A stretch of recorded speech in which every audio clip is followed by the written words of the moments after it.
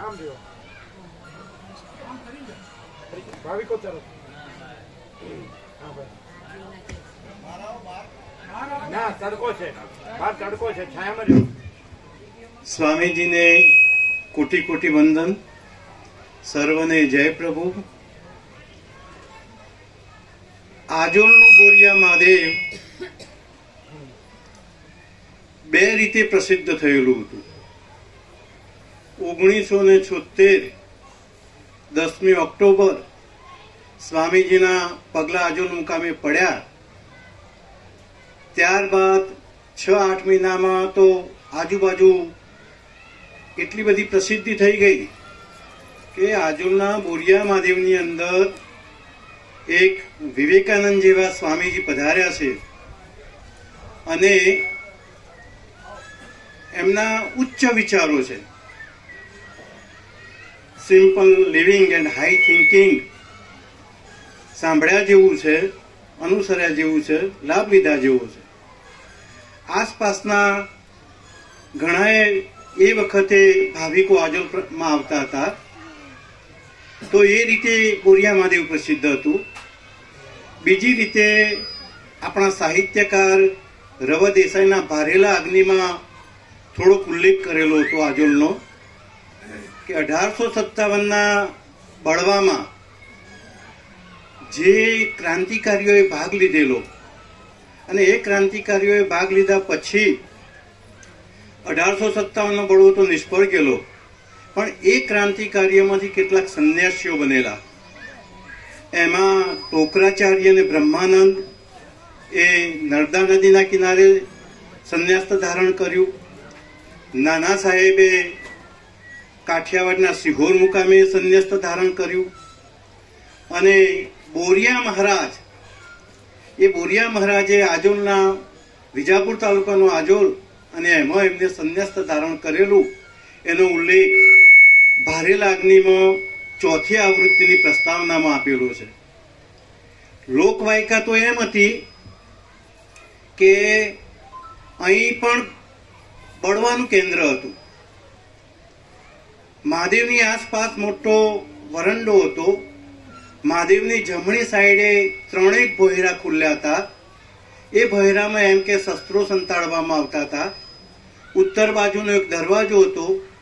ત્યાંથી જો અંગ્રેજોનો છાપો પડે તો મહાદેવના 50 ફૂટ દૂર એક નાની 4 ફૂટની વ્યાસની કિયારી હતી. એ કિયારી ભોયરામાં શસ્ત્રો સંતાડી દઈ અને એ કિયારી કૂદીને જંગલમાં ભાગી જવાનું હતું. આ માત્ર એક લોકવાયકા છે, પણ એ બોરિયા મહારાજ પધારેલા અને એના ઉપરથી એ બોરિયા મહાદેવનું નામ આપવામાં આવેલું. સૌ પ્રથમ આજોલમાં આવવા છતાં પણ આજે આજોલના ભાવિકોમાં બિલકુલ માત્ર આંગળીના વેઢે ગણા એટલા જ ભાવિકો આવતા હોય છે. જૂના 15-17 દેવલોક પામ્યા. કેટલાક 10 વ્યક્તિઓ એટલા વૃદ્ધ છે કે આવું છે પણ આવી શકતા નથી. એટલે રિટાયર થવાની રાહ જોયા વગર કે વૃદ્ધત્વની રાહ જોયા વગર અહીં આપણે આવવું જોઈએ. અહીં ઘણા યુવાન ભાઈ બહેનો આવે છે, ખૂબ સરસ કહેવાય. લેના દેના બંધ હૈ ફિર ભી આનંદ હૈ. અહીં કશું લેવું નહીં, દેવું નહીં. ભોજન પ્રસાદ વાળા ભોજન આપતા હોય છે ફ્રી ઓફ, જો કે ધન્યવાદને પાત્ર છે. પીરસવા વાળા શાંતિથી આપણને જમાડે છે, જેમ વેવાઈને મહેમાનને જમાડતા હોય એમ. તો એમને પણ ધન્યવાદ છે. ઉત્તર ગુજરાતમાં આવી આપણના હરદ્વાર ઋષિકેશ જેવી જગ્યા આપી છે, એ આયોજકોનો પણ ધન્યવાદ આપ્યા જેવા છે. તો અહીં જે એક વખત આવી જાય તો લોહચુંબક જેવું છે, એ ખેંચી જ લાવશે. અને ખેંચી લાવ્યા પછી ચોક્કસ આપણને આનો અનુભવ થશે. અત્યારે કદાચ પહેલી વખતમાં એમ થશે કે આ પરમ ચિદાકાશ શું છે, ના શું છે, પણ અહીં આવ્યા પછી તમને અંતરમાંથી જેવું લાગશે કે ના ના અહીં આવ્યા જેવું છે. અને સતત આવવાથી આપણને અહીં અભ્યાસ થશે. અહીં કેટલાક તો 24 કલાક ને 365 દિવસ રહેતા હોય છે. ગોવા પ્રભુ, ચીનુ પ્રભુ, જીતુ પ્રભુ, આ બધા દીના માળી, આ બધા તો 365 દિવસ. એમને તો મહાભારતના અર્જુનની જેમ માત્ર ચકલીની આંખ જ દેખાય છે. ભીમની જેમ ચકલી નહીં, કે ડાળીઓ નહીં, પાંદડા નહીં, માત્ર પરમ જ્યોતિ, માત્ર કેવળ જ્યોતિ એટલું જ દેખાય છે. એ લોકોએ તો અહીં દ્રઢ નિર્ધાર કર્યો છે કે સ્વામીજી તેરે ઘર पे आया हूँ, જોલી ભર કે જાઉંગા યા મર કે જાઉંગા. આ રીતે એમને નક્કી જ કરેલું છે. તો અહીં આવેલું અવર્થ નહીં જાય, નફો જ છે. જેમ અહીં કેવળ જ્ઞાન છે એમ કેવળ નફો જ છે, કોઈ નુકસાન નહીં જાય. તો અહીં આવો, સમર્પિત થઈ જાઓ, અને સમર્પિત થયા પછી આપણને અનેક પ્રકારની અનુભૂતિઓનો લાવો જોવા મળશે. તો એક નાનું સમર્પિત થવાનું એક ભાવગીત અહીં રજૂ કરું છું. ભાવ જોતા નહીં, માત્ર પેલા ભાવ જોજો, માત્ર શબ્દો ધ્યાન રાખજો. રાગ ડાળનું મહત્વ ઓછું છે. અમે તારા રે સ્વામી મારા રુદિયાના જવાળા, ઓ મારા રુદિયાના જવાળા, તમે ખોલો પરબ્રહ્મના તાળા, તમે ખોલો પરબ્રહ્મના તાળા. પરમ જ્યોતિ વાળા રે સ્વામી મારી તૃષ્ણાને હરનારા, ઓ મારી તૃષ્ણાને હરનારા, તમે ખોલો પરબ્રહ્મના તાળા. પરમ પદના વાસી રે સ્વામી મારી માયાને હરનારા, ઓ મારી માયાને હરનારા, તમે ખોલો પરબ્રહ્મના તાળા.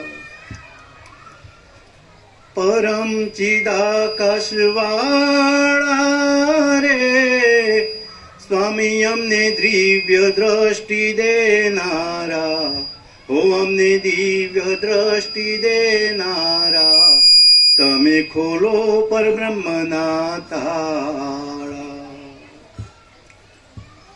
સ્વામીજીના સંગમાં રે લઈએ તત્વબોધનો લાભો, લઈએ તત્વબોધનો લાભો, તમે ખોલો પરબ્રહ્મના તાળા.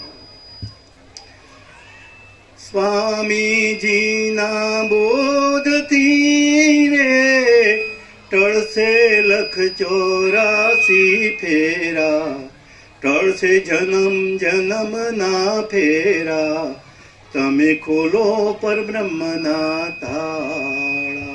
અમે તારા રે સ્વામી મારા રુદિયાના જવાળા, ઓ મારા અંતરના જવાળા, તમે ખોલો પરબ્રહ્મના તાળા. સર્વને જય. નાના બાળ ગોપાળ હતા ત્યારથી 49 વર્ષથી લાભ લે છે. 49 વર્ષથી, 1976થી. હવે આપણે મૂળને તો લીધા, હવે આઈના લઈએ. ધનજી પ્રભુ, ધનજી પ્રભુ, ધનજી પ્રભુ 22 વર્ષથી લાભ લે છે અહીંયા. કારણ કે રામજી પ્રભુ ત્યાં તત્વબોધથી 2001-2 ત્યારથી લાભ લે છે. હાઈસ્કૂલના આચાર્ય હતા, રિટાયર્ડ. ઓદર પ્રભુ આચાર્ય છે, રામજી પ્રભુ પણ હતા આચાર્ય. બધા લાભ લે છે 22 વર્ષથી. અને આ બધા એમના બાપુજીને બધાએ લાભ લીધો. બધા અભ્યાસી, સંસ્કારી, બધા સંપૂર્ણ ભગવાનના માણસ, સરળ સરળ, સીધા સાધા, બધા નિશાળેથી નિસરી જવું પાછળનું ઘેર તેવા, ન જાઉં આડું ઓળું ઘેર.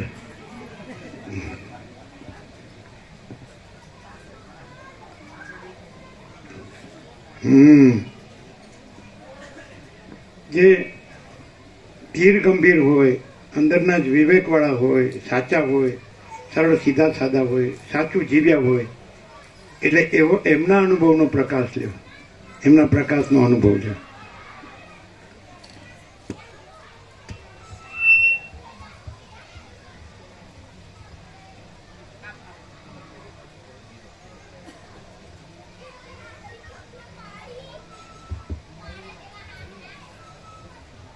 તમામ ભાવિકોને મારા જય પ્રભુ. આજે રામનવમીનો પરમ પવિત્ર દિવસ. આખા એ ભારત વર્ષમાં ભગવાન રામનો પ્રાગટ્ય દિન એ જુદી જુદી રીતે ઉજવવામાં આવે છે.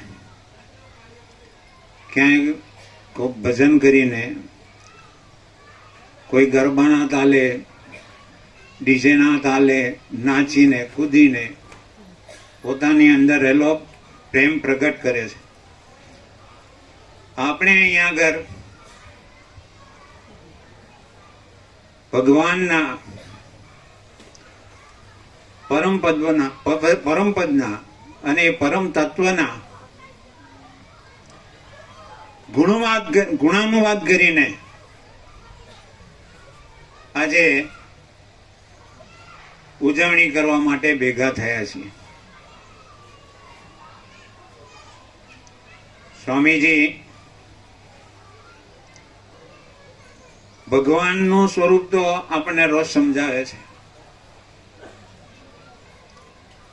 ભગવાન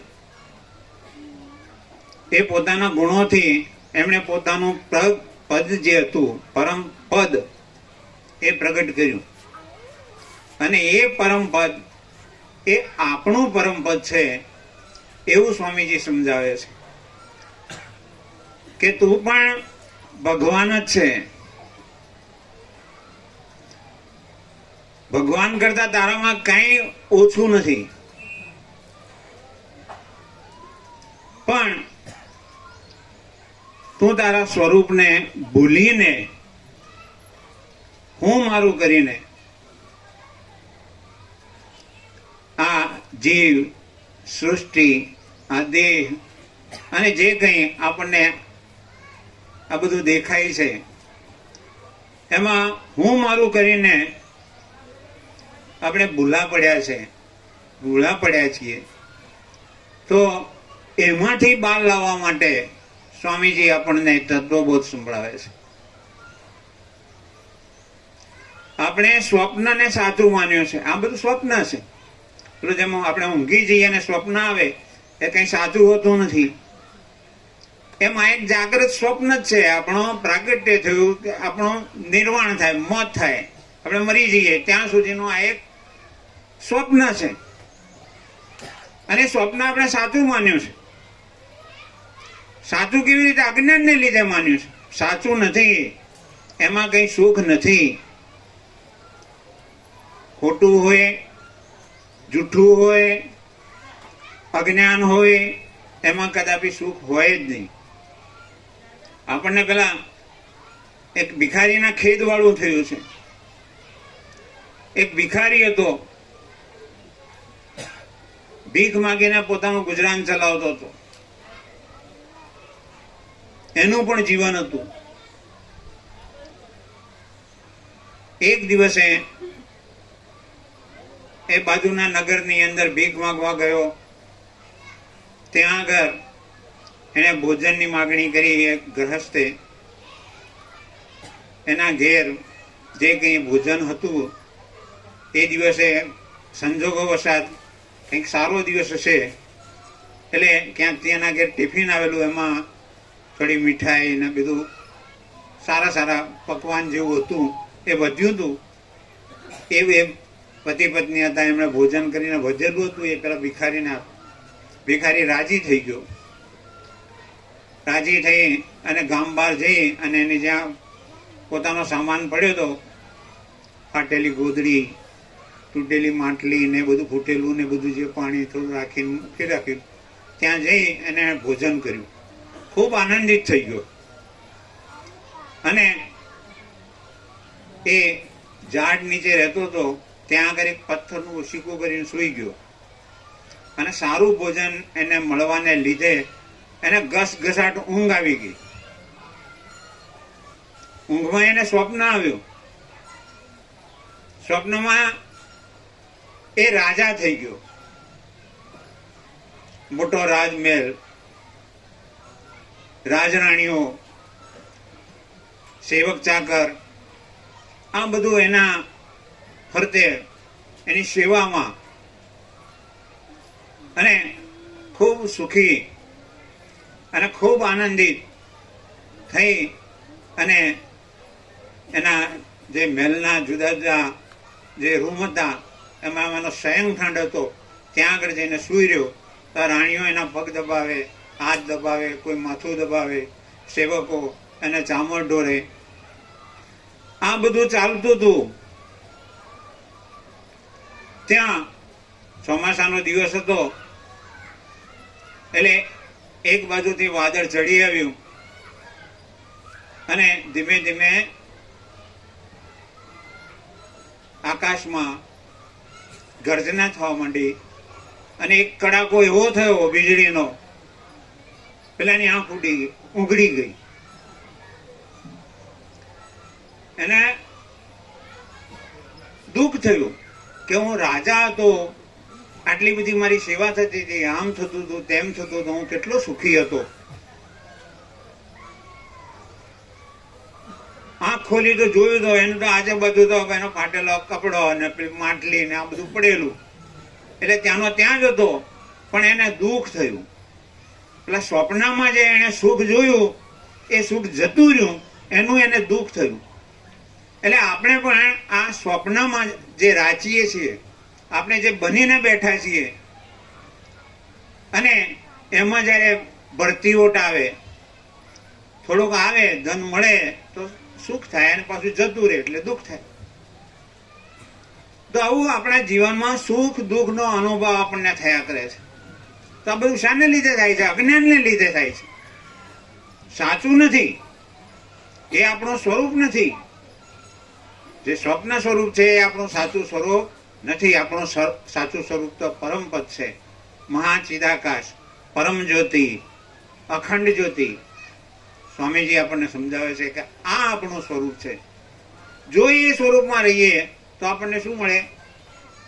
નિત્ય પ્રકાશ, આનંદ અને નિત્ય શાંતિ. અખંડ પ્રકાશ, અખંડ આનંદ અને અખંડ શાંતિ મળે.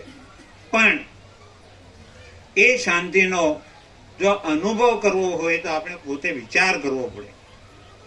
આપણે અહીં વારંવાર આવીએ, શા માટે આવીએ? ઘેર છે એની વાત જવા દઈએ, પણ આપણે અહીંયા આવ્યા છીએ તો પછી જો અખાડા કરીએ તો મેળ ના પડે. આવેલી તક જતી રહે.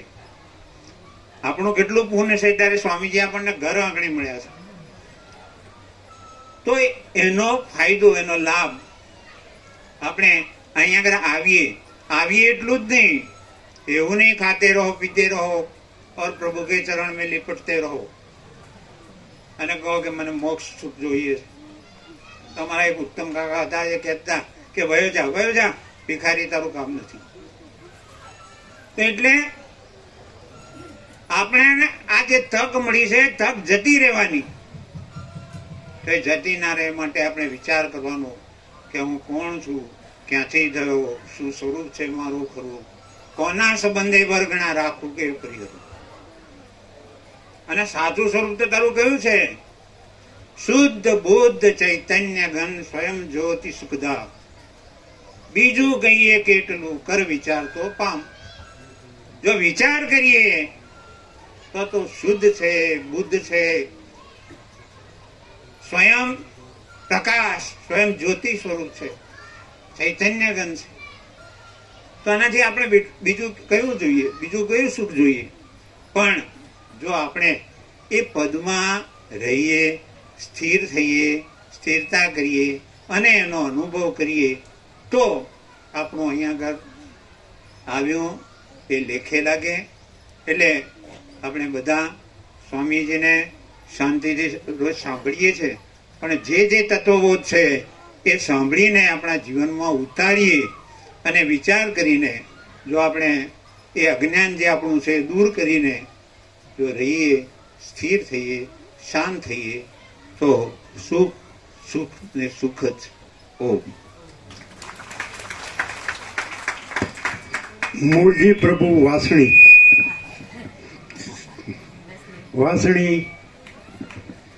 અહીંથી 7 કિલોમીટર, અહીંથી ઉટાડા જઈને પછી નદી પાર કરવીને સામે જ છે, નજીક જ છે.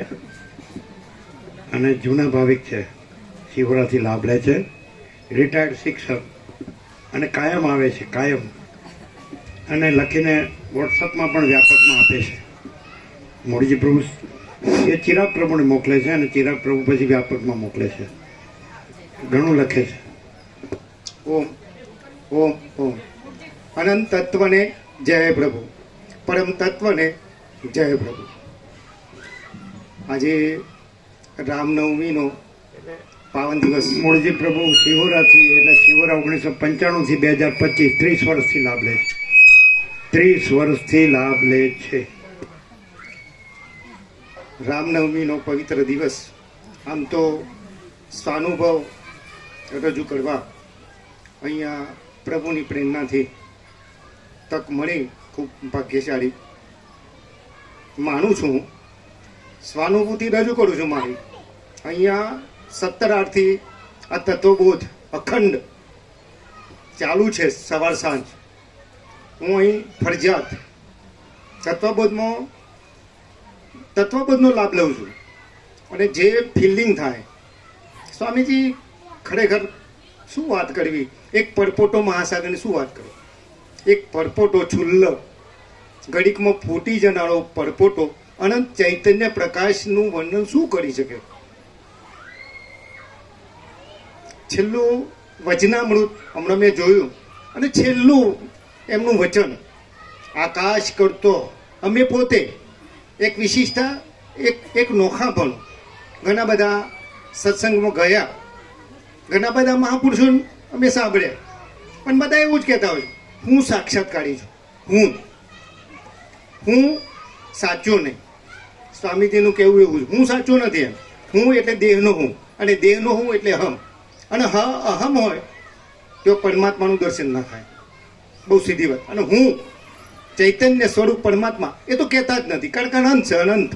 સ્વામીજીનું કહેવું એવું છે કે અનંત પ્રકાશ, એમાં કોઈ બીજું છે જ નહીં. તો કહેવાવાળો સાંભળવાવાળો કોઈ છે જ નહીં.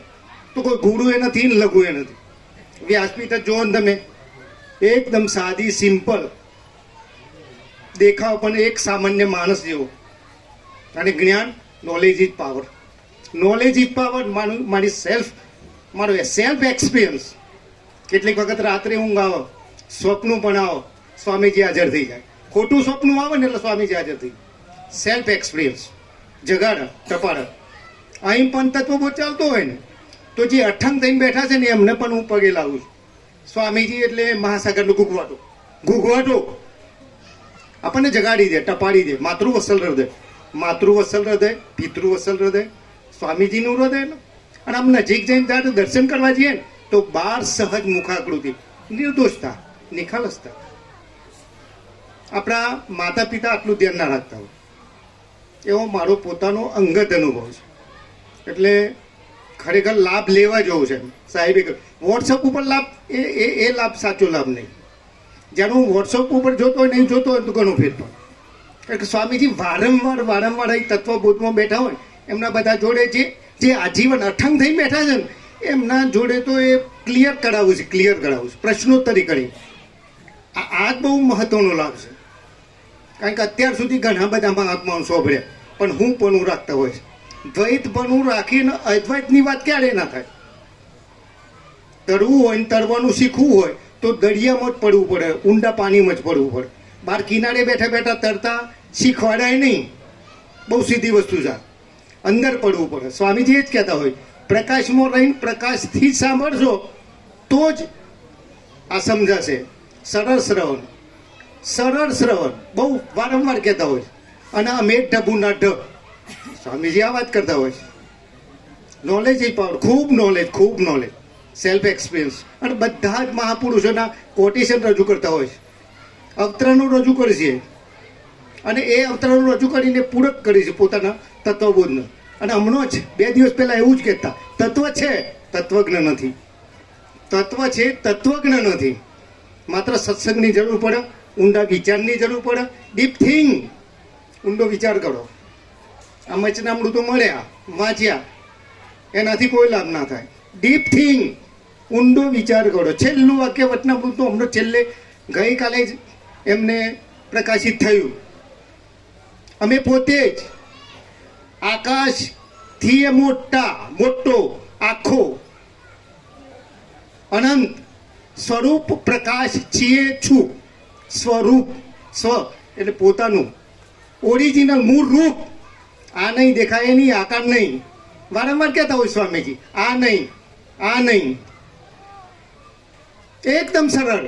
ઘણા બધા ના મોઢેથી સાંભળ્યું છે આપણે કે ભાઈ સ્વામીજી તો એનું એ જ બોલું છે. ના, સ્વામીજી એનું એ નથી બોલતા. દરરોજ નિત્ય નૂતન પ્રકાશ થાય છે, નિત્ય નૂતન પ્રકાશ. અને હસતો મજાક કરતો અહીં જે ભાવિકો 25 બેઠા હોય ને એમના જોડે મજાક કરતા સ્વામીજી પ્રકાશ ખુલ્લો કરી દે છે. અને અંતઃકરણની આપણી ઓખો ઉઘડી જાય. તમે જુઓ, ચામડાના આ ચક્ષુથી આ બધું સામાન્ય જ લાગે.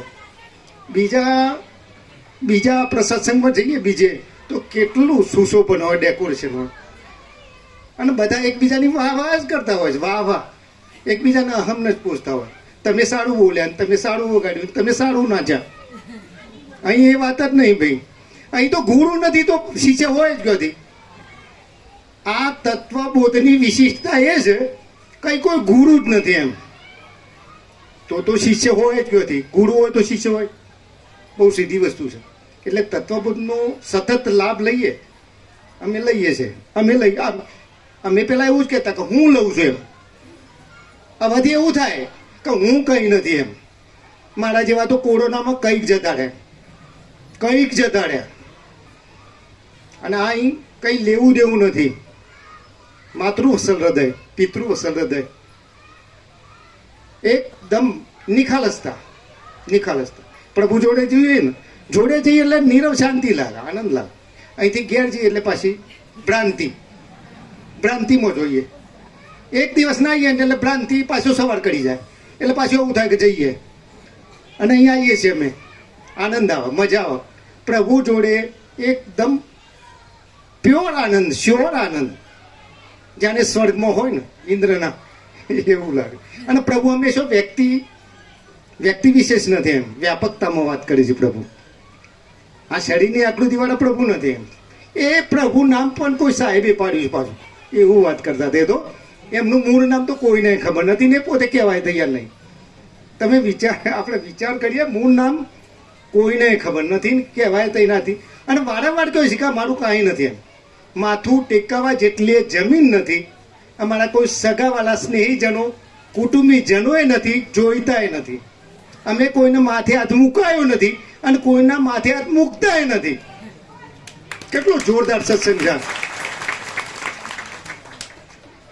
પ્યોર કોન્ફિડન્સની વાત થાય, પ્યોર કોન્ફિડન્સ. પરમાત્મા પોતે જ ઉવ જ, મહાચિદાકાશ ઉવ જ. આ મારો એક્સપિરિયન્સ. આઈએ છબા પ્રભુએ એમને પ્રભુના પ્રથમ દર્શન કેદાર કરાયેલા. છબા પ્રભુ શિહોરા. આજે પણ એ પ્રભુ અહીં છે જ એવું અનુભવાય. એટલે ખરેખર અહીં આ જ્ઞાનની અખંડ ધારા, અખંડ. પ્રભુ 17 સત્સંગ ચાલુ થયો, કોઈ દિવસ એવો નહીં હોય કે ગેપ હોય. આજે એબસન્ટ રજા પડી, એવું તો અમે જાણ્યું જ નહીં. એકાય દિવસ એવો નહીં કે 7 થી 8, 100 ને સવા સત્સંગ ચાલુ હોય તો એબસન્ટ કે ખાલી હોય કે પ્રભુ આયા નથી, કે પ્રભુ આજે સત્સંગ કરવાના નથી, એવું ક્યારેય સાંભળ્યું નહીં. તો પછી બીજું તો હું આ ચમત્કાર જ છે ને બધો. 38મો રાઉન્ડ કયો છે આ તો.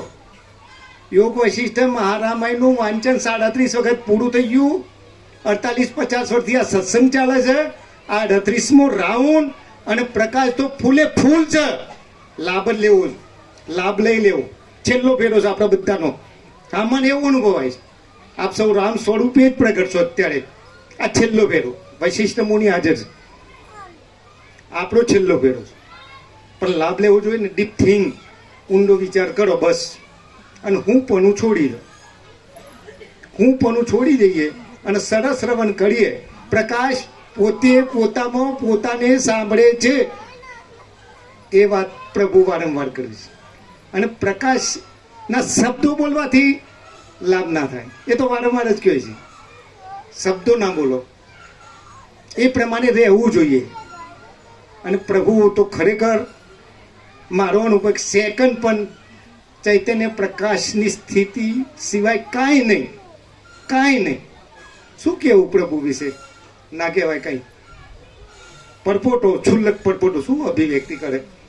આપ સૌને જો ખોટું બોલ્યો હોય તો માફ કરજો. કોઈ સંપ્રદાયની આપણે વિરોધ નથી કરતા. ઘણા મહાત્માઓ સરસ જ્ઞાન હોય, સાચું જ્ઞાન હોય. પણ જ્યારે અમે પોતે જ્યારે અહીં એવું જોવામાં આવ્યું, અમે પોતે, હું એવું નથી કહેતા, મેં નોંધ કરી છે. જ્યારે મેં પ્રભુને હોભળ્યા, સિહોરાથી હોભળતા આવ્યો છું, કેદારથી, તો હું એવું નથી બોલતા. હું તત્વવેત્તા છું એવું નથી કહેતા. અમે પોતે જ સ્વરૂપલક્ષી શબ્દ છે. અમે પોતે જ, આપણે પોતે બધા જ સર્વવ્યાપી. એ વાત કરે છે ને, એ પ્રમાણે જ વાત છે. તો એ પ્રકાશમાં રહેલા છે. અને એટલે જ એ અમે પોતે જ કહે છે કે જો પ્રકાશમાં ના રહ્યા હોય અને વ્યક્તિમાં રહ્યા હોય ને, તો હું આત્મ સાક્ષાત્કારી છું, હું તમને આત્મ સાક્ષાત્કાર કરાવું. આ દુકાન ચાલુ થઈ ગઈ. સીધી વાત છે ભાઈ. એ તો જો લેવડ દેવડ નહીં, આરતી નથી, અગરબત્તી, તમે વિચાર કરો. પ્રકૃતિના ખોળે, કુદરતના ખોળે આપણે બેઠા છીએ. આત્મકથા પણ પ્રભુએ લખી, ખૂબ સુંદર આત્મકથા, અલૌકિક આત્મકથા હતી. એમફિલ કર્યું ગુજરાત યુનિવર્સિટીમાં. આત્મકથા ક્યારે ક્યાંય નહીં જોઈ. કોઈ વર્લ્ડની યુનિવર્સિટીમાં ના હોય એવી આત્મકથા, ટોપ લેવલની અલૌકિક આત્મકથા. એક સામાન્ય માનવીની અસામાન્ય આત્મકથા. સામાન્ય માનવી દેખાવે, અસામાન્ય આત્મકથા. પ્રભુને જોઈએ ને, ખાલી દર્શન કરીએ ને, તો એ આપણે એમના જે જોઈએ ને તો આચરણ એવું કરીએ, એવું એવી પ્રેરણા થાય. એવી પ્રેરણા ખાલી જોઈએ તો એટલે દર્શનનો મહિમા છે. અને સતત સાતત્ય તત્વબોધનો મહિમા છે. સતત સાતત્ય હોવું જોઈએ. એક દિવસ આવ્યા ને મહિના પછી આવીએ તો એ લાભ ના થાય. વોટ્સઅપમાં લાભ નહીં થતો. મેં જોયું, વોટ્સઅપમાં હું વિડીયો સાંભળું, પણ એ લાભ નહીં. પ્રભુ એ ટપાડતા હોય છે બધાને. ટપાડી એટલે તમે આમ બીજા તો ઊભા થઈને જતા રહો. એટલા ગુગવાટા સભા, અલે શું કરો છો? આ શબ્દ પ્રયોગ કરે છે. અલે એ એવું ટપાડી છે. અને છતાંય માતૃવત્સલ હૃદય, માતા જેવો પ્રેમ, પિતા જેવો પ્રેમ, સખા જેવો પ્રેમ, બાળ સહજ, પ્રકૃતિ નિખાલસતા. આવા મહાપુરુષ કયો મળે આપણને? કયો ના મળે? કોઈ છે જ નહીં. કાતરા ખાઈ ગયા બધા. બધા હું મારું કરવા વળગ્યા છે. બધા જ માયામાં જીવ રાખે છે. સૂક્ષ્મ પણ ભાવ એ જ હોય. અહીં લેવડ દેવડ કઈ નહીં. કશું જ લેવું નથી અને કશું ખાવું એ નથી. આવો તો એ ઠીક ને, નહીં આવો તો ઠીક. આવો તો એ જય પ્રભુ, જો તો એ જય. પછી આ વાત જ તમે જુઓ ને, થિંકિંગ કરો. થિંકિંગ કરવું પડે. હું થિંકિંગ કરું ને એટલે હું નહીં આવતી રાતે. અને પછી અભિવ્યક્તિ ચાલુ થઈ જાય છે પ્રભુની પ્રેરણાથી. જ્યારે તત્વબોધ લીધી હોય, થિંકિંગ થાય, ડીપ થિંકિંગ થાય. ડીપ થિંકિંગ થાય એટલે સરળ સહજ પ્રેરણાથી લેખિત અભિવ્યક્તિ ચાલુ થઈ જાય છે. એટલે પ્રભુનો આપણે લાભ લઈએ, સતત લાભ મળે. અને આપણે બધા જ બહુ બહુ ભાગ્યશાળી છીએ. જ્ઞાનની ગંગા અહીં વહી રહી છે, નજીક જ છે. આ તો ભાઈ જેને જિજ્ઞાસા હોય ને એ મહત્વની વસ્તુ છે. ભૂખ વગર પીરસીએ ને તો એ નકામું છે બધું. જિજ્ઞાસા જોઈએ. અને નહીં જિજ્ઞાસા હોય ને તો પરપોટો તો ફૂટવાનો જ છે. પરપોટો કયો સુધી રહેશે મહાસાગરમાં? એ તો ફૂટવાનો જ છે એક દિવસ, ભલે ને ગમે તેટલો મોટો હોય. એટલે પ્રભુ સમજાવું છે, ખૂબ સાદી ભાષામાં નહીં સમજાવતા. મહાસાગરનું દ્રષ્ટાંત આલી બધા એમ કહે છે ખબર નહીં પડતી. અરે તમને ખબર કેમ નહીં પડતી કે તમે બે ધ્યાન હોય? ધ્યાન જ નથી હોતું. એકાગ્ર ચિત્તે સાંભળો તો ખબર હોય. આપણે બેઠા હોય પણ મન કયો ફરતું હોય એ પછી તો ના ખબર પડે. આ તો આ મેં ભણાવતા એટલે છોકરા પણ એવું જ કરતા. છોકરાને પણ અહીંયા પ્રશ્ન કરીએ છોકરો જવાબ જ ના આવે. કયો પાઠ ને કયો વિષય ચાલે છે જ ખબર ના હોય. છોકરું આમ બેડ્યું હોય જેમ મૂર્તિ મૂકી હોય એમ, પણ એને ખબર જ ન હોય કે આ સૈન્ય ક્યો લડે છે, આ વસ્તુ છે. એટલે હંમેશા પ્રભુ એ જ કહે સરળ શ્રવણ અને કુટિલતા ના હોવી જોઈએ. કુટિલતા એટલે મનમાં કોઈ અને બહાર કોઈ, અને બહાર જે મીઠું મીઠું બોલે છે ને એને શું કહેવું આપણે? એ તો આડંબરવાળી ભક્તિ છે, એ બહુ લોભી ના ચાલે. પ્રકાશનો જ પ્રભાવ પડે, પ્રકાશ સિવાય કાંઈ નહીં. આખા વિશ્વને જય પ્રભુ.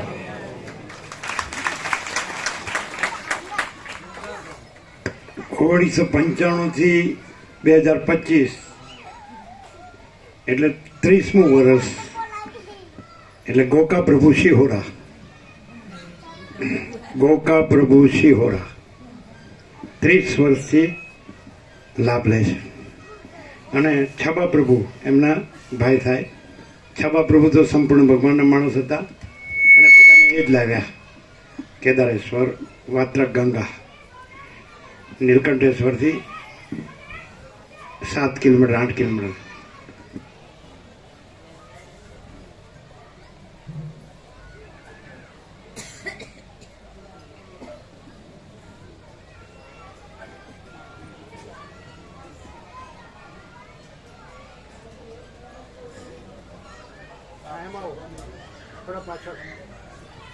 થોડા પાછા છાયામાં છાયામાં એ નહીં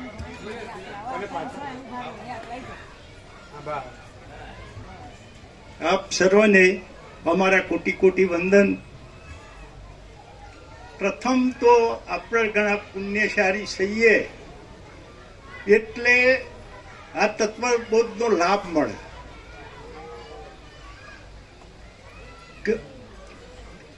ઘણા પુણ્યશાળી હોય તાને પરમાત્મા પ્રભુને ઓળખીએ, એનાથી વિશેષ પુણ્ય હોય તો પ્રભુનો સત્સંગ મળે. એનાથી વિશેષ પુણ્ય હોય તો આપણને સમજાય, અને એનાથી વિશેષ પુણ્ય હોય તાને આપણી અંદર પ્રગટ થાય. હવે મેઇન વસ્તુ તો એક જ છે કે જ્યાં સુધી આ શરીરવાળો હું છું, એ શરીરવાળો હું છું એ ન ભૂલવાનું છે. કેવલ ચૈતન્ય છે, કેવલ ચૈતન્ય છે, બીજું કાંઈ સહજ નહીં એવું આપણને પૂરેપૂરું ભાન થવું જોઈએ. અને જ્યારે આપણને કેવલ ચૈતન્ય છે, આ શરીરવાળો હું નથી એવું પૂરેપૂરું ભાન થશે, આ દેહનો જન્મ મરણ ટળશે. તે સિવાય જન્મ મરણ ટળ નહીં એ વાત અહીંયાથી અનુભૂતિ છે, અને આ વાત પૂરેપૂરી સમજાય છે. જ્યાં સુધી સ્વરૂપનું જ્ઞાન નહીં હોય ત્યાં સુધી આ વાત મગજમાં બેસવાની નથી. જ્યારે સ્વરૂપ શું છે એ પહેલા જાણો, અને એ કોઈ બીજી જગ્યાએ તમને જાણવા નહીં મળે. એ પણ અમે ઘણા સંપ્રદાયોમાં આ બધું સાંભળ્યું છે, અમે બધામાં જેલા છીએ અને આ બધું સાંભળ્યું. જ્યારથી પ્રભુને સાંભળ્યા પછી અમને હવે બીજે કોઈ જવાની ઈચ્છા થતી નહીં, અને બીજું કશું જાણવાની જરૂર રહેતી નથી. આ વાત નિર્વિવાદ છે. તમારે પૂરેપૂરા અહીંયા ધ્યાનથી સાંભળશો તો તમારે બીજી કોઈ જગ્યાએ જવાની જરૂર નહીં પડે. એ અમે પોતે અમારો આ પૂરેપૂરી અમારી અનુભૂતિ છે. કારણ કે અહીંયા એક જ વસ્તુ છે કે સ્વરૂપ વિશે અમને એક વખત અમારે ત્યાં પ્રભુ ઘણા વખત પ્રશ્નો પૂછતા. અમને એક વખત પૂછ્યું, અમને અમારા ગામમાં પ્રશ્ન થયો કે પરમજ્યોતિ ચો. એટલે પ્રભુએ અમે બેઠા હતા અને પછી વાત કરી કે આ ગોકર પ્રભુ એ આવું જ સમજતા. એટલે અમે અમને પૂછ્યું કે ગોકર પ્રભુ પરમજ્યોતિ હે? એટલે પ્રભુ 2-3 વખત બોલતા અને પછી અમે જવાબ આપતા. ત્યારે પહેલા અમે ઉતાવળા નતા થતા. પછી કહ્યું હા પ્રભુ. તો પછી કઈ બતાવો. પ્રભુએ એવું કહ્યું કે બતાવો. તો અમે એવું બોલ્યા કે આકાશ ખરું ને, એ આકાશને હું જાણું છું. આકાશ નહીં, હું નહીં, અને જે જાણપણું છે એ પરમ જ્યોતિ. પછી બધા રમાપ્રભુ નગર હોવાના બધાને ભેગા કરી મને કે એમ પ્રકાશ કરો. ખ્યાલ આવ્યો? આ વાત આપણે જે જાણપણું છે એ જ્ઞાન, એ જ્ઞાન છે એ જ પરમાત્મા. આપણી અંદર જે જ્ઞાન છે એ પરમાત્મા છે. દાખલા તરીકે બધું પરમાત્મા છે. પ્રભુ વારંવાર કહે છે કે બધું પરમાત્મા છે. હર બધું પરમાત્મા હોય તો પછી તમે અલગ રહ્યા તો તમે પરમાત્મા નહીં. જો બધું પરમાત્મા હોય, અને આ બધું પરમાત્મામાં જ ઉત્પન્ન થયું છે. આખી સૃષ્ટિ બધું પરમાત્મામાંથી જ ઉત્પન્ન થયું છે અને પરમાત્મામાં લઈ પામે. બરાબર? હવે જ્યાં સુધી જો બધું પરમાત્મા હોય તો આપણે પરમાત્મા અહીં અલગ ખરા? તો તમે પોતે પરમાત્મા છો. આ વાત નિર્વિવાદ છે. એક વખત છેલ્લે પ્રભુ ગાંધીનગર જવાના હતા અને અમે બેઠેલા હતા, મૌન, કોઈ આગળ પાછળ વાત નથી થઈ. એનો વચન તો પ્રભુએ પૂછ્યું કે ગોકળ પ્રભુ આનો ઉપયોગ શું? આવો એક પ્રશ્ન પૂછ્યો. ખાલી બીજું આગળ મૌન જ બેઠા હતા. અમે એટલું બોલ્યા કે જરૂર જેટલું કરવું અને સ્વરૂપમાં લીન રહેવું, એનાથી અમે વિશેષ બોલ્યા નહોતા. પછી ગાંધીનગર જ્યાં પછી અમારા પેલા રામાપ્રભુનો બાબો હતો એનો વાત કરી કે આ તત્વબોધમાં મોબાઈલમાં એડ કર્યો તે એ ભાઈ કે મોબાઈલ નહોતો ને કે પ્રભુએ એવું કહ્યું કે વોટ્સઅપ કરવાનું હતું. એટલે કહેવાનું એમાં બધું આવી જાય છે. હવે જરૂર જેટલું કરવાનું, આ આખો જગત વ્યવહારનો પ્રશ્ન થયો અને એનો નિકાલ કે ભાઈ બધું બહુ ભેગું કરવાની આપણી મનુષ્યને તો શું છે કે કેમ કરીને હું બધું ભેગું કરી નાખું. હા, એક જ વિકલ્પ એ ન વધારો હોય છે, કોઈથી કહેવાય એ કરું. પણ હા, તમારે જરૂર જેટલું કરવાનું એ નિર્વિવાદ વાત છે. કોઈના આગળ આટલો અબો કરવાનો નહીં.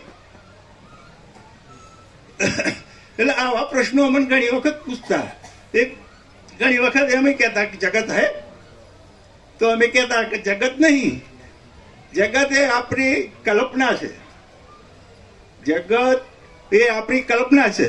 અમે કલ્પના એ સાચી ના હોય.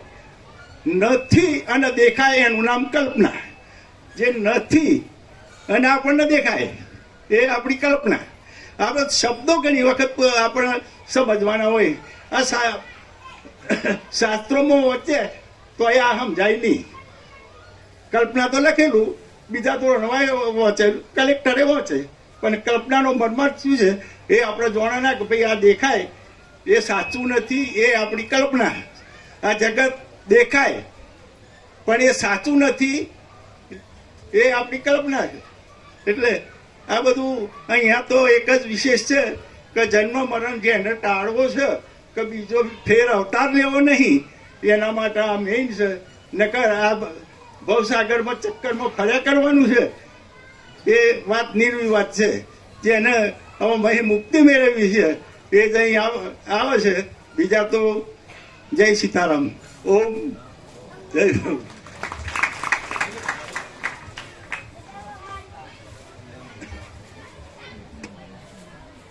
રખિયાલ માજી પ્રિન્સિપાલ હાઈસ્કૂલ આચાર્ય કોદર પ્રભુ.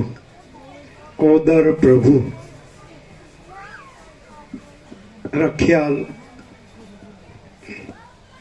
2001 થી 2 થી રામજી પ્રભુ ત્યાંથી બધા લાભ લે છે. જ્યારે નાનજી પ્રભુ પણ હતા. નાનજી પ્રભુએ વૃક્ષો વાવ્યા, રામજી પ્રભુએ કુટીર કરી અને વિવેક પ્રભુએ સર્વાંતરીની પ્રેરણાથી બધાને લાભ લેવડાવ્યો. એટલે આપણે આમાં કાંઈ નથી.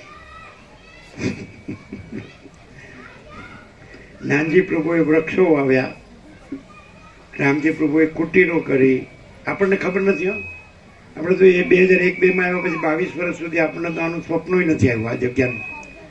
પણ વિવેક પ્રભુ સર્વાંતરીની પ્રેરણાથી આવ્યા કે આવો તો આવ્યા. આપણે કાંઈ નહીં. અને આ બધા 22 વર્ષથી લાભ લેનારા હાઈસ્કૂલના માજી આચાર્ય, જેમ ધનજી પ્રભુ એવી રીતે કોદર પ્રભુ, એવી રીતે રામજી પ્રભુ. પાછા હમણાં સિનિયર સિટીઝન માં બોલાવ્યા હતા એમની હાઈસ્કૂલમાં હોલમાં સિનિયર સિટીઝનમાં.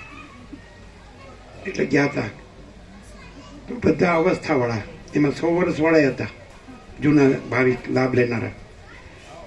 અને એ બધા એકદમ સ્થિર મૂર્તિની જેમ શાંત, ધીર, ગંભીર. બધાએ સાંભળ્યું, લાભ લીધો, સરસ. અમે કીધું કેટલી ખુરશી મૂકેલી? એટલે કે 95. તો 95 ભરાઈ ગઈ છે. આમ બધા ન આવે કે? અમે કીધું સારું કાંઈ ભોજન બનાવો તો આવે ને.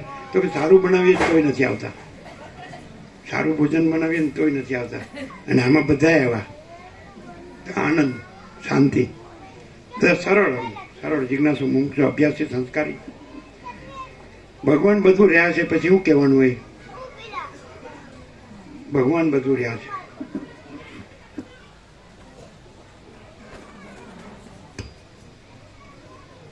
આબાલ વૃદ્ધ પ્રભુઓને મારા કોટી કોટી વંદન. જય પ્રભુ, જય પ્રભુ.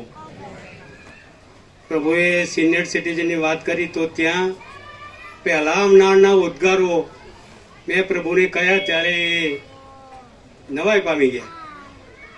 પહેલા જ આવનારા કે આવો તત્વબોધ અમે સાંભળ્યો નથી અને આવી મૂર્તિ અમે જોઈ નથી. એ આજે આવે નથી, આમ તો આવવાના હતા પણ મેં તપાસ કરી કે આજે આવ્યા નથી. જે બોલનાર વ્યક્તિઓ આવા તો બધા ઘણા હતા કે આવો તત્વબોધ અમે ક્યાંય સાંભળ્યો નથી અને આવી મૂર્તિ અમે જોઈ નથી. આ એમના ઉદ્ગારો હતા. અને આપ તો વર્ષોથી આ બધું જોઈએ છીએ, વર્ષોથી આપણે સાંભળીએ છીએ, પણ એ ક્યાં જાય છે, કેમ જાય છે? એ ભૂતકાળના મારા આજોલના પ્રભુ, ધનજી પ્રભુ, મોરજી પ્રભુ અને પછી આપણા સિહોરાના પ્રભુ, આ બધા પ્રભુએ તમને વાત કરી છે. જે કંઈ કહેવાનું હતું એ કહ્યું છે, પણ થોડીક વાતો હું પણ કરીશ. જેમ મોરજી પ્રભુને વાત કરીને કે રાત્રે ઊંઘ નથી આવતી, તો મને પણ આવું જ થાય છે. હું જ્યાં ઉપર ઊંઘું છું ત્યાં બધા તત્વબોધના ત્યાં રાખું છું ને ઘણી વખત તો રાત્રે 12 વાગે ને 1 વાગે જાગું તો પણ એ જોઉં છું. એટલે આ મારો પોતાનો સ્વ અનુભવ છે. આપણે બધા કેમ આ પામી શકતા નથી? તો એનો એક જ અમે તો અહીંથી જાણ્યું કે આપણે બધા વર્તુળમાં છીએ. અને વર્તુળમાં પાછા કેવા? એના કેન્દ્રવાળા વર્તુળમાં છીએ. કેન્દ્ર એટલે ખબર છે ને? કેન્દ્ર એટલે હું. અને આપણે એ ઓર્બિટમાં અંદર છીએ, આપણે એની બહાર નીકળી શક્યા નથી. અને આ બહાર નહીં નીકળવાને પરિણામે જે આપણે પામવું છે એ પામી શકતા નથી. બીજો ભૂતકાળમાં પણ મેં અહીં આગળ કીધું છે કે આપણે સિંહ છીએ પણ ઘેટા થઈ ગયા છીએ. એમ કે મેં તો બધી વાર્તા આપણે બધાને ખબર છે એટલે ફરીથી એને દોહરાવતો નથી. આપણે સાચા સ્વરૂપને આપણે ઓળખી શક્યા જ નથી અને નહીં ઓળખી શકવાને પરિણામે આપણે બહાર ભટકીએ છીએ. બરાબર ને? જ્યાં જવું જોઈએ ત્યાં જતા નથી, જ્યાં ન જવું જોઈએ ત્યાં જઈએ છીએ અને પરિણામે આપણે પામી શક્યા નથી. આ પોતાનો દોષ છે ભાઈ. આમે બીજા કોઈનો દોષ નથી. આપણે ઘણી વખત કોઈકને દોષ આપતા હોઈએ છીએ પણ આમાં દોષિત આપણે જ છીએ. આપણે એને માટે કોઈ પ્રયત્નો કરતા નથી, એને માટે અહીંયા આગળ આવતા નથી. જુઓ, રખિયાલમાં તો કેટલી 8-10 હજારની વસ્તી છે પણ એમાં ગણ્યા ગાંઠ્યા આજે તો ઘણી વસ્તી છે પણ દરરોજના તત્વબોધમાં 5-7 માણસો અહીંયા આગળ આવે છે. હવે ઘર આગળ જો પ્રભુ પધાર્યા હોય અને છતાંય જો એ લાભ ન લે તો એમાં દોષ કોનો? ઘણી વખત ગોવર્ધનો દાખલો પ્રભુ આપે છે કે સૂર્ય તો સૂર્ય છે, એનો પ્રકાશ છે જ નિરંતર, અહર્નિશ, રાત અને દિવસ, તો પણ એને સૂર્યપ્રકાશ દેખાતો નથી. તો એ દોષ સૂર્યનો છે? દોષ કોનો છે? દોષ ગુવડનો છે. અને છતાંય આપણે એને સમજી ન શકીએ. કેટલા સરળ ઉદાહરણો, કેટલી સામાન્ય બાબતો, પણ આપણે તો પેલી વિધિ વિધાનમાં પડીને એવા થઈ ગયા છીએ રૂટ કે જેમાંથી આપણે બહાર નીકળી શકતા નથી. હું મારો દાખલો આપું તો હું પ્રભુ દાદા ભગવાનમાં જતો, અંબાલાલ મૂળજીભાઈ પટેલ, અને નીરુમાં પણ મારા ત્યાં 2 વખત આવેલા છે, દીપકભાઈ પણ 3 વખત આવેલા છે. પ્રભુ આપણે બેઠા હતા એનું ઉદ્ઘાટન દીપકભાઈએ કરેલું, અને જ્ઞાનવિધિ પણ મારા ઘેર કરેલી છે. એ પણ કહેતા કે તું જ તારો ગુરુ છે. એમના શબ્દો જે દાદા ભગવાન કે નિરૂમા એ કહેતા કે કોઈ કોઈનો ગુરુ નથી, કોઈ કોઈનો ચેલો નથી, તું જ તારો ગુરુ છે. એટલે આપણે આપણા સ્વરૂપને સમજ્યા નથી, પરિણામે આપણે બહાર ભટકીએ છીએ. અહીં આગળ મૂળજીભાઈએ થોડી વાત કરી અને પેલા પ્રભુએ વાત કરી, આજોલવાળા ઘનશ્યામ પ્રભુએ, કે ભાઈ બ્રહ્માનંદનું તારું ખોલો. તારું તો ખોલેલું જ છે પ્રભુએ 50 વર્ષથી, પણ આપણે જો એમાંથી બહાર ન નીકળીએ તો પછી દોષ કોનો? દોષ આપણો છે. આપણને બધા સ્વરૂપોનું ભાન અહીંયા આગળ કરાવી દીધું છે. અહીં તો પ્રકાશ સિવાય બીજી કોઈ વાત જ નથી. આ બધું જે દેખાય છે એ બધું નાશવંત છે, ને આપણે બધાને ખબર છે કે આપણે નાગલા પુગલા આવીએ છીએ, નાગલા પુગલા જઈએ છીએ. જ્યારે આપણે નથી હોતા એ વખતે જઈએ છીએ. અને વચ્ચે શું છે? તો વચ્ચે તો આ બધું છે જ, આ પ્રકાશ જ છે. તો પછી એ દોષ આપણો છે.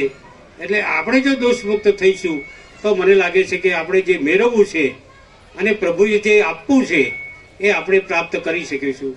આપણું સદભાગ્ય છે કે નજીકમાં જ અમે તો શિવરા પણ જતા, બોટાવાડા પણ જતા, ઓબાવાડિયામાં પણ જતા. જ્યાં જ્યાં પ્રભુ જાય ત્યાં આગળ અમે જ્યારથી અમને સોંપર્યા ત્યારથી દરેક જગ્યાએ અમે જઈએ છીએ. ધનજી પ્રભુ, હું, કનુ પ્રભુ, રામજી પ્રભુ, અમે બધા ત્યાં આગળ જઈએ છીએ. તો આ શું છે? આપણને આપણું લોહી ચુંબક બહાર મારે છે કે જે બહાર ખેંચી જાય છે. બહાર એવું મોટું લોહી ચુંબક છે, બહાર એવું ગુરુત્વાકર્ષણ છે કે આપણને બહાર ખેંચે છે. જ્યારે અહીં એનાથી પણ વિશેષ લોહ ચુંબક છે, એનાથી પણ મોટો ગુરુત્વાકર્ષણ છે કે જે આપણને અહીં આગળ ખેંચે છે, લાવે છે. પણ પછી એનો લાભ લેવો કે શું કરવું એ આપણા હાથની વાત છે. આપણે ઘોડાને તરસ લાગી છે, એને હવાડામાં પાણી પીવા લઈ જઈએ, પણ પછી એ મોઢું જ અંદર ના ગાલે તો પછી એ પી શકે? ન પી શકે. તો એના જેવી વાત ભાઈ આપણને થઈ છે, બરાબર ને? તો આમ તો બધા મિત્રોએ કીધું છે ને બીજા મિત્રો પણ કહેશે, બીજા પ્રભુઓ પણ કહેશે, જો અહીંયા આગળ હુંનો બિલકુલ ના જ છે, હું જેવું કંઈ છે જ નહીં. અને આપણે બધું મારું મારું જ કરીએ છીએ, મારું મારુંમાં જ આપણે પડ્યા છીએ, અને એને પરિણામે જ આપણે અટવાયા છીએ. એમાં જ આપણે ગોળ ગોળ ફરીએ છીએ, પેલા ગાંચીના બળદની જેમ, બરાબર ને? એને કાશી જવું તો પણ એ જઈ શકે ખરો? એ તો એમાં જ ફર્યા કરે છે, એમાં જ ફર્યા કરે છે. આપણા બધાની દશા આ થઈ છે ભાઈ. અને જો આમાંથી જો આપણે નીકળીશું તો મને લાગે છે ચોક્કસ આપણું જે ગોલ છે, આપણી જે દિશા છે, આપણે સાચી દિશા પકડવી પડે. આપણે જવું છે હિંમતનગર અને પછી અમદાવાદની ગાડીમાં બેસી જઈએ તો હિંમતનગર જઈ શકાય ખરું? ન જઈ શકાય. આપણે તો જે સાચી ગાડી છે, જે અમદાવાદ તરફ જે દિશામાં ગાડી જાય છે એ ગાડીમાં જઈએ તો જ ભાઈ અમદાવાદ પહોંચી શકાય. બાકી તો તમે ત્યાં આગળ ન પહોંચી શકો. અહીં આગળ બીજી પણ વાત થઈ કે જે આખા વર્ષો સુધી અહીંયા આગળ રહે છે એમને કેટલા બધા તપાવે છે. સોનાને જેમ તપાવે ને એને ઘાટ આપવાનો હોય એમ તેમ. અમે એમ સાંભળીએ છીએ ઘણા તો એમ થાય કે ઊભા જ ના રહે, અહીં આગળ ઊભા જ ના રહે એટલો એને તપાવે છે. એમનો આશય એક જ છે કે એ પામી જાય, બસ. આટલા વર્ષોનું એમનું તપ છે, તો એ તપનું એને ફળ મળે એના માટેના એ પ્રયત્નો છે. અહીં આગળ 8 મહિના થશે, અમે બધા 8 મહિનાથી એમને સવારે તો અરણી સાંભળીએ છીએ દરરોજ. ઘરના પણ કે જવાનું નથી, હું કાલે નહોતો આવ્યો તો માળીએ તરત જ કીધું કે તમે કેમ નહોતા ગયા, બરાબર ને? એટલે એ પણ ધ્યાન રાખે છે. એટલે આપણા પરિવારમાં જો આ બધા ગુણો હશે તો તમને અહીંયા આગળ મોકલશે, તમને હશે. બીજું પણ કહું કે કદાચ કોઈને ન રૂચતું હોય તો તો એને પરિણામે તમે ઘેર ના બેસી રહેશો. તમે પોતે આવજો. આપણા પરિવારમાં, આપણા ઘરમાં પણ કદાચ કોઈક નથી આવતું, કે છે કે મને તો આ બધું ખબર છે, મારે તો કંઈ સાંભળવું નથી, તો એને કારણે તમે ત્યાં ન રહેતા. આપ પોતે એમાંથી છટકીને અહીં આગળ આવી જજો. તો એનો શું લાભ છે, એમાંથી શું મળે છે, એ તો જેણે આ બધા લાભો લીધા છે એને ખબર છે. એની શું અનુભૂતિ થાય છે એ બધાને, અમને પોતે એના સાક્ષી છીએ. અહીં ઘણા બધા છે, એ બધા પણ એના જો આજે કેટલા દૂર દૂરથી બધા આવ્યા છે. આજે તો 1000 ઉપરની સંખ્યા છે.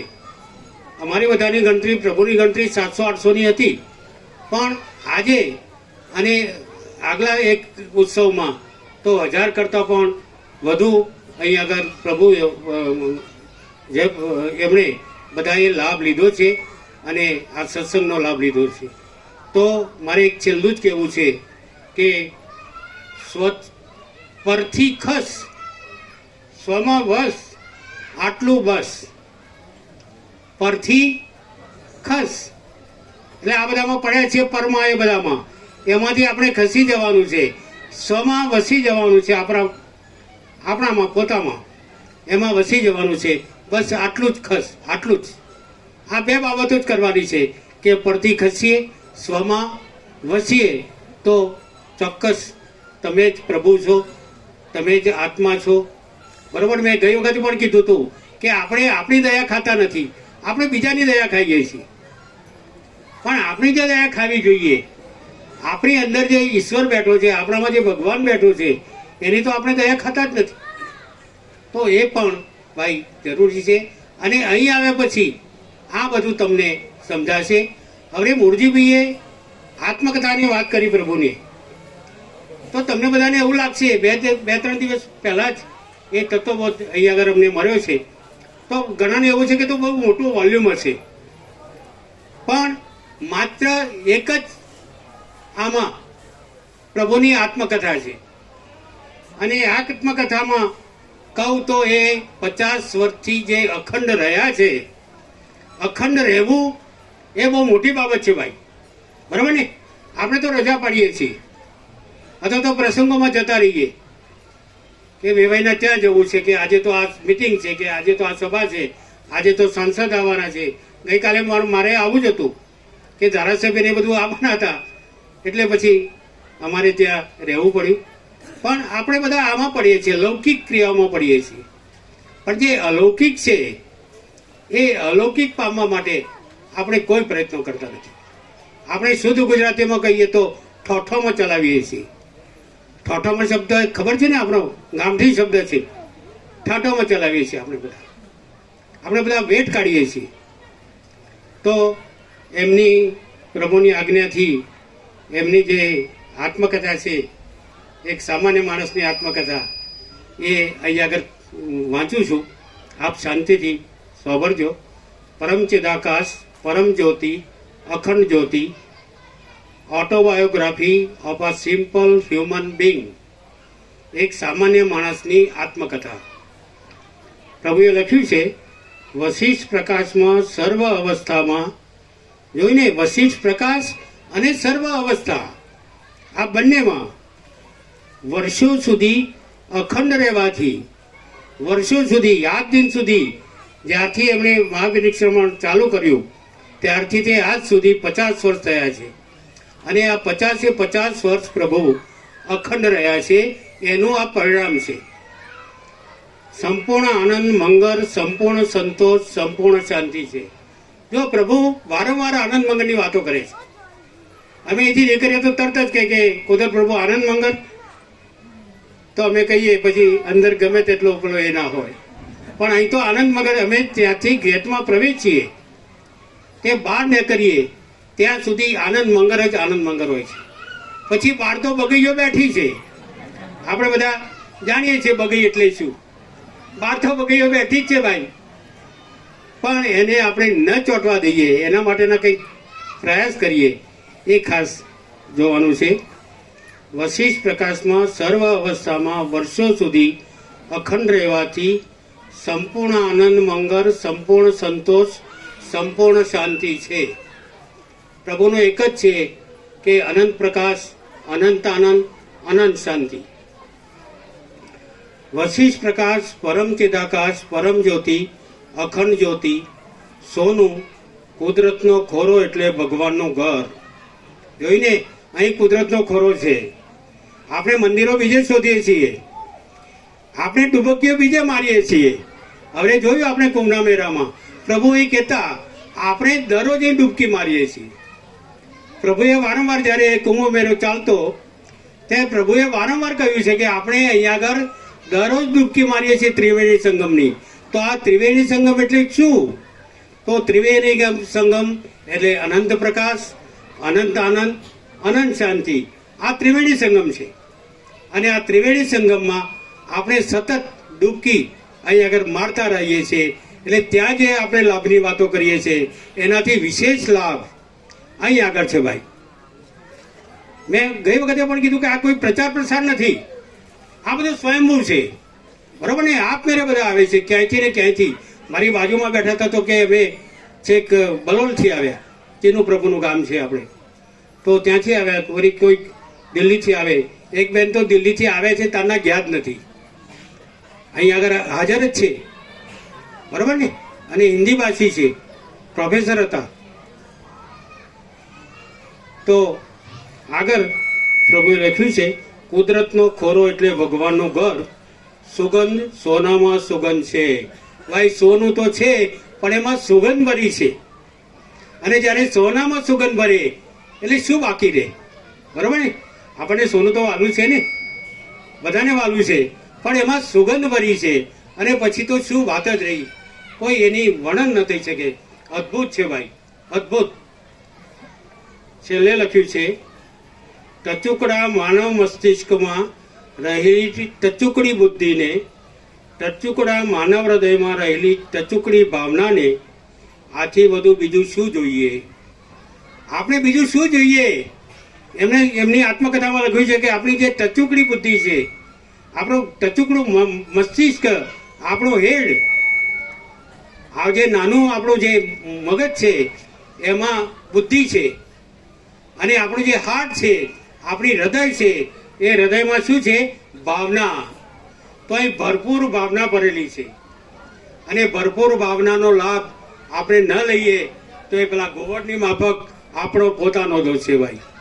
અમે તો સ્વીકારીએ છીએ કે આપણા દોષને પરિણામે જ આપણે આ બધું ભોગવી રહ્યા છીએ. અને અમારા દાદા ભગવાનમાં પણ એ કહેતા કે ભોગવે તેની ભૂલ, જે ભોગવે તેની ભૂલ. બરોબર? એટલે એ પણ છે. આથી બધું શું જોઈએ? જય પ્રભુ. અનંત પ્રકાશ, અનંત આનંદ, અનંત શાંતિ. બધાને મારા જય પ્રભુ. આમ તો ઘણું બધું કહી શકાય પ્રભુ વિશે, પણ આપણે પણ બીજા શ્રોતાઓને, વક્તાઓને સાંભળવાના છે. એટલે ફરીથી બધાને મારા જય પ્રભુ, જય પ્રભુ. વર્ષો પહેલા જ જેમનો મેળાપ થયો હતો, ઇન્કમટેક્સની બાજુમાં પેલું કયું ભવન, દિનેશ હોલ, વિનોદ પ્રભુ ઠાકર. અને એમણે પ્રાર્થના પરિવાર, પ્રાર્થના પૂર્વક બધાને પ્રભુમાં રાખે છે. એમનો પ્રાર્થના પરિવાર ખૂબ મોટો છે અમદાવાદમાં. અને આપણે એ પ્રાર્થના પરિવાર શરૂ કર્યા પહેલાં દિનેશ હોલમાં આવ્યા હતા.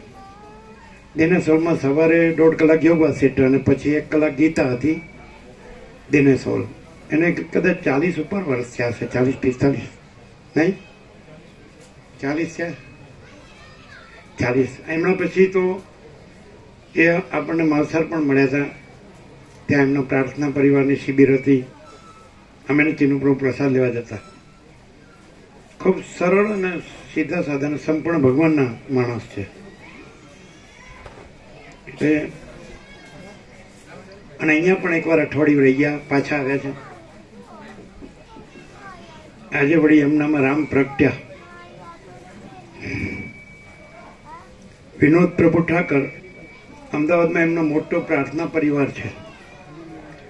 એ પ્રાર્થના એમાં એ રમણ એનો સત્સંગ કરે છે, રમણ મહર્ષિ.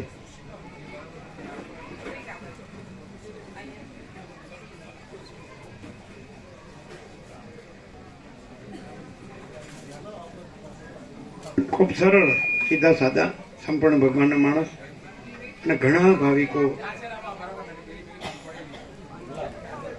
એમના પ્રાર્થના પરિવારમાં લાભ લે છે.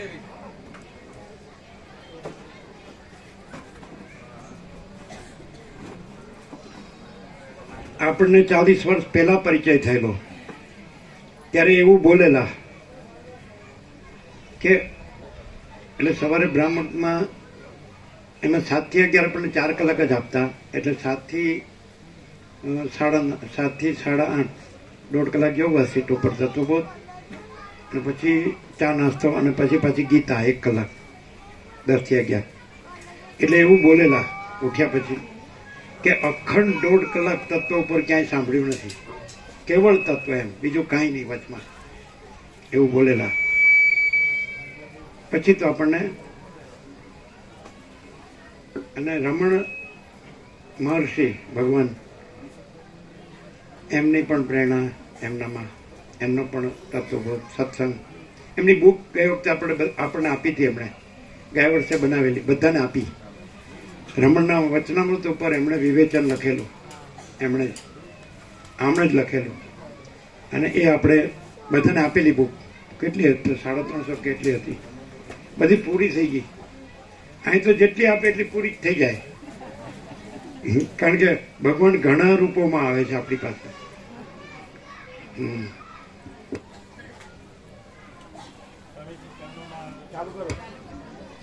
સ્વામીજી, આપના ચરણોમાં વંદન. સાથે આપે મને યાદ કર્યો અને થોડી તક આપી છે, એ માટે રમણ મહર્ષિના માધ્યમથી 2 શબ્દોની વાત કરીશ. એકવાર એક પોપટ હતો, પિંજરામાં પુરાયેલો. એને સરસ સોનાનું પિંજરું હતું, અંદર બધી પૂરેપૂરી સગવડ મળતી હતી, કોઈ જાતનો વાંધો નહોતો. પણ એક વાતનું એને દુઃખ હતું, મને બહાર કેમ ઉડવા મળતું નથી. એટલે એકવાર એના શેઠ સાથે વાત કરતા હતા. શેઠે આજે કીધું કે પોપટ, હું આજે એક મહારાજને મળવા માટે જાઉં છું, સિદ્ધ મહારાજને, સિદ્ધ સંતને. તો કે મારો એક પ્રશ્ન પૂછી લાવજો, અને આ પ્રશ્નનો જવાબ તમે લાવજો કે મુક્તિ મેળવવી હોય તો શું કરવું, આટલું તમે પૂછી લાવજો.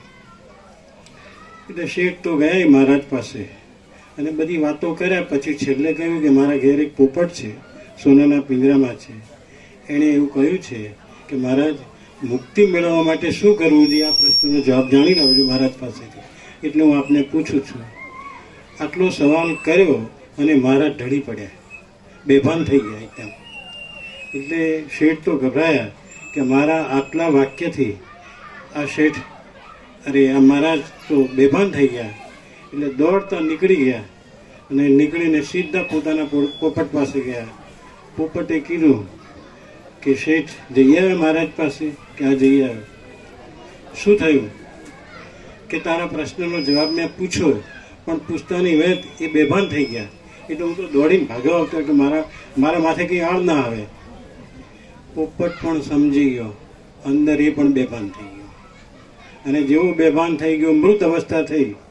એટલે શેઠ પોતે ગભરાયા કે અરે આ પોપટની પણ આ જ હાલત થઈ આટલા સવાલથી.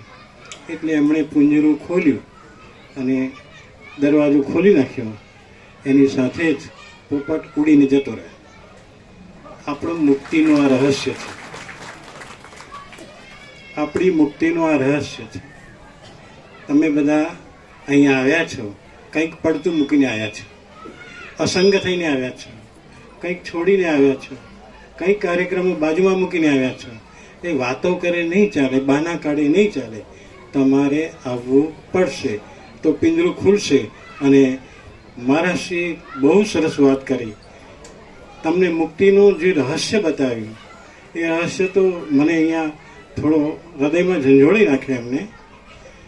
એક ભાઈએ હમણાં જ વાત કરી કે ઘેટા અને સિંહની વાત બહુ અપ્રસ્તુત છે, હમણાં કેવી નથી વધારે, પણ મને યોગ્ય લાગે છે. આ ઘેટાનું ટોળું હતું, એમાં એક સિંહનું બચ્ચું ભૂલથી જતું રહ્યું. જંગલમાંથી નીકળી પડ્યું, પણ એ સિંહ ને ઘેટા ભેગા થઈ ગયા. સિંહને ખબર નહીં કે હું સિંહનું બચ્ચું છું. પણ એક વખત જંગલમાં ગયા ઘેટાનું ટોળું આખું, અને એક સિંહે ત્રાડ નાખી ત્યારે ઘેટા બધા શાંત થયા. પણ પેલા સિંહના બચ્ચાને થયું કે આ ત્રાડ તો હું પણ નાખી શકું, અને એને ત્રાડ નાખી. અને ત્રાડ નાખી એ દિવસથી એ સિંહ પોતે પોતાની ખબર પાડી, આ સિંહે પણ આપણને ત્રાડ નાખી છે. આ તમને કહું કે અલ્યા ભાઈ, તમે શું આ ઘેટાની જેમ ફર્યા કરો છો, ઘેટાની જેમ અહીં ત્યાં ફર્યા કરો છો? અરે તમે તો સિંહ છો. વારંવાર એમણે કહ્યું તમે સિંહ છો, તમે આત્મા છો, તમે પરમ આકાશ છો, પરમ ચિદાકાશ છો, પરમ આનંદ છો. આટલું બધું ગરજીને બોલ્યા તો કેટલાક જાગૃત થયા છે. અને સાચું કહું, હવે આપ સિંહના બાળ છો, એ સતત આત્મસાત કરીને રાખો. એ જ અભ્યાસના હૃદયમાં રાખીએ. અને એમના આશીર્વચનો, એમની વાત કે આજથી 40 વર્ષ પહેલાંની એક ઘટના, ખાલી ફોન ઉપર કીધું વિનોદભાઈ ઠાકર આવે છે, તો કે એમને ઓળખું છું. અને આવી ઘટના રામજીભાઈ પાસે કે કોઈકની સાથે કીધી ત્યારે હું પણ ત્યાં ચકિત થઈ ગયો. 40 વર્ષ પહેલાંની ઘટના એમને યાદ છે, એમનો જે નાનપણનો, એમની યુવાવસ્થાનો ફોટો. અને હું પણ આ ખુરશી માગું નહીં એવો ટાઈપનો, પણ આજે પરિસ્થિતિ કંઈક બદલાઈ છે. પણ કહેવાનો વ્યવહાર શું છે કે આવા મહાપુરુષો, યુગ પુરુષો, એમની પાસે આપણે આવવું પડે. અને આવીને કંઈક મેળવવા માટે થોડુંક શ્રમ. અને આપણો શ્રમ એટલે કોઈ કોદાળી પાવડો લઈને કરવાનો નથી. આપણો શ્રમ એટલે એક સાધના છે, બીજું કશું નથી. કંઈક તો પામવું છે ને. હીરો લેવા જાઓ બજારમાં તો 2-5 રૂપિયા લઈને જાઓ. અરે આખી લાખ 2-5 લાખની થોકડી લઈ જવી પડે. એવું આપણે પણ જો આવા આત્મહીરાને પામવો હોય તો સામાન્ય વળતરથી તમને મળી જાય નહીં. એના માટે મોટું વળતર ચૂકવવું પડે. અને મોટું વળતર એ બીજું કંઈ જ નથી, એક પ્રકારની સાધના છે. એક પ્રકારની સાધના છે કે બહાનાબાજી બંધ કરવાની છે. એકવાર એક ઘોડેસવાર, થોડીક વાત હવે આટલી કરીને મારી વાતને પૂરી કરીશ. એક ઘોડેસવાર ફરવાનો બહુ શોખીન, ફરવા માટે નીકળ્યો. અને ઠેર ફર્યા પછી એને તરસ લાગી. એને પોતાને તરસ લાગી, એને પોતાને ખાવાનું મન થયું. એટલે એક બાજુ ઝાડ છાંયે ઊભો રાખીને એને ખાધું અને તરસ छिपाવી. પણ પછી એને થયું કે ઘોડો પણ થાક્યો હશે, ઘોડાને પણ ખાવાનું જોઈશે. એટલે ઘોડાને ખાવાનું બરાબર પીરસ્યું. પણ એને તરસ લાગી એટલે કે એને પાણી પાવું તો શું કરવું? એટલે એણે આજુબાજુ નજર નાખી તો એક ગામમાં રેંટ ચાલતું હતું. એ રેંટ એટલે ખબર છે આપને, ગામડાના બધા માણસ છો એટલે. એ રેંટ ચાલતું હતું, એના અવાજથી સાંભળીને ત્યાં ગયો અને ત્યાં ઘોડાને પાણી પાવા માટે ગયો. પણ જેવું પાણી પાવા જાય, પેલો રેંટનો અવાજ આવે ને એટલે ઘોડો ભડકે. રેંટનો અવાજ આવે ને ઘોડો ભડકે. એટલે પેલા ઘોડેસવારે કહ્યું કે એક કામ કર, તું જરા થોડી વાર રેંટ બંધ કરી દે, મારો ઘોડો પાણી પી લે ત્યાં સુધી. અને પેલા એ રેંટ બંધ કર્યું. અને રેંટ બંધ કર્યું એટલે પાણી આવતું બંધ થઈ ગયું. એટલે પેલા ઘોડેસવારે ફરિયાદ કરી કે મેં તને રેંટ બંધ કરવાનું કહ્યું હતું, પાણી બંધ કરવાનું નહોતું કહ્યું. ત્યારે જે પેલા રેંટવાળાએ જવાબ આપ્યો, બહુ આધ્યાત્મિક જવાબ હતો કે જો રેંટ બંધ થાય તો પાણી પણ બંધ થઈ જશે. એટલે રેંટ ચાલુ રહેશે અને જો તમારો ઘોડો પાણી પીવો તો પીવડાવો, નહીં તો નહીં. આપણું રેંટ પણ ઘેર ચાલુ જ છે. આ તમને કહું, આપણે છોડીને આવવું પડે. આપણે એની શાંતિ માટે રેંટને બંધ કરવાની જરૂર નથી. આપણા સંસાર વ્યવહારને બંધ કરવાની, આપણે કંઈ ભાગી જવાની કે ક્યાંય અળગા થઈ જવાની જરૂર નથી. આ બધું ચાલ્યા જ કરશે અને ચાલ્યા કરશે. એમાં જે આત્મબોધ આપણે પામીએ એ સાચી આપણી લબ્ધિ છે. અને એ સાચી લબ્ધિ એ જ જીવનનું લક્ષ્ય છે. આટલા બધામાં બેઠા છે, એમાંથી દરેકને ખબર છે એક દિવસ આપણો અંત આવવાનો છે. કોઈ બાકાત રહેવાનું નથી. ભલે એક્સપાયરી ડેટની ખબર નથી, પણ ડેટ તો લખાઈને આવેલી છે. માટે એ એક્સપાયરી ડેટ પહેલાં આપણે એવા કંઈક આત્મબોધથી જાગૃત થઈએ કે જેથી એ આવે તો એ ઠીક, ન આવે તો એ ઠીક, આપણે એના નિશ્ચિંત થઈ જઈએ, અસંગ થઈ જઈએ અને એ રીતે એ આત્મતત્વને પામી લઈએ. એ મહાસાગરની મહાચિદાકાશને આપણે ઓળખી લઈએ, એમાં એકરૂપ થઈ જઈએ. એમણે ભક્તિ અને જ્ઞાન બે બાબતે બહુ સુંદર. કોઈકના વાયા જાઓ તો ભક્તિ અને સીધા જાઓ તો જ્ઞાન. આટલી કેટલી સરળ ભાષામાં, પણ આ કેટલાકને સમજાતું નથી હોતું કે આ શું કહેવા માંગે છે. વાયા એટલે બીજાના ભક્તિ કરીને બીજા દ્વારા આપણે કંઈક પામવાનો પ્રયત્ન કરીએ, પણ તમે તમારા દ્વારા પણ પામી શકો એમ છો. અને અહીંયા તો બધું જ પીરસવામાં આવે છે. એ પીરસેલું આપણને ખરેખર હૃદયમાં ઉતરે અને આપણે જીવન સાર્થક કરી શકીએ, તો જ આપણું અહીંયા સાચું આવવાનું કહેવાય, સાચું આવાગમન કહેવાય. અને આવું આવાગમન આપણું સાર્થક થાય. મહારાજશ્રીના આશીર્વાદ તો છે જ. એ આશીર્વાદ સાથે હું મારી વાતને વિરામ આપું છું. મહારાજ ભીખી માતાજી બાપુપુરા આઈએ. 1 વર્ષના હતા અને એકાંતમાં રહેતા હતા વડની નીચે. ત્યારે દેશી ગાયનું દૂધ એના દાદા સાથે લઈને આવતા હતા. આજે એમને 44 વર્ષ થયા છે. નાના બાળકો પણ હતા ત્યારથી લાભ લે છે. ભીખી માતાજી બાપુપુરા ગામ બહાર 1 કિલોમીટર ઉત્તર દિશામાં કુટીર હતી. અને ભીખી માતાજી મફા પ્રભુ એના બાપુજી મફા રણછોડ દાદા રણછોડભાની સાથે એ દૂધ લઈને આવતા. એને ઊંઘમાંથી ઉઠાડીને લાવતા અને આંખો ચોળી ના આવે કે ભીખા જય પ્રભુ કયો. આજે એમના બાળકો પણ છે. આપો માઈ.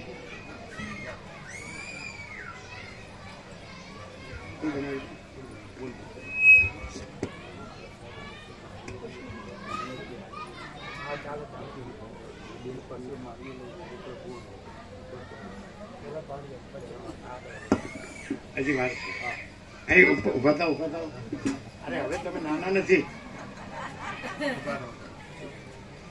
આ ભીખી માતાજી આવ બાળકો પણ હતા.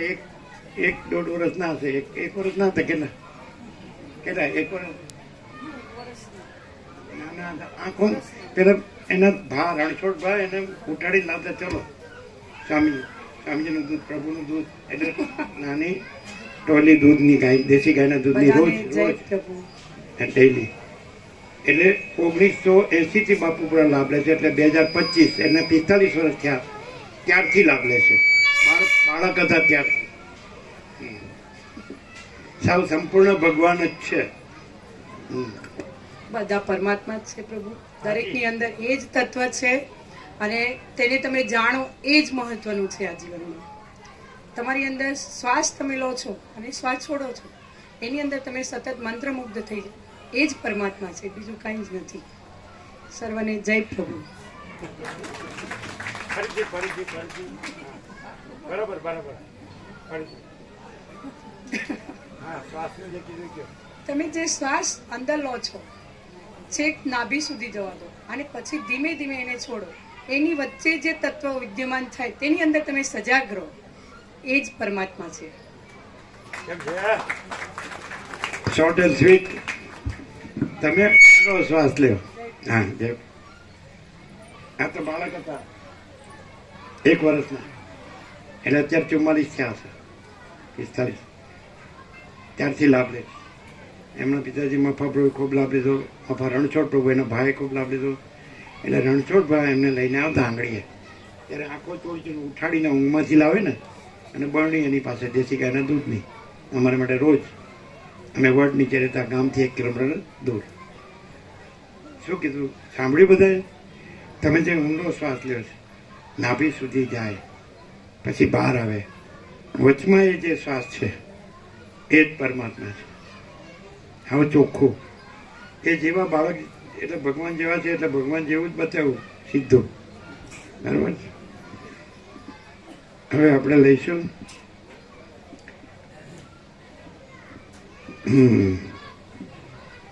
આપણે બોલાવવા પડશે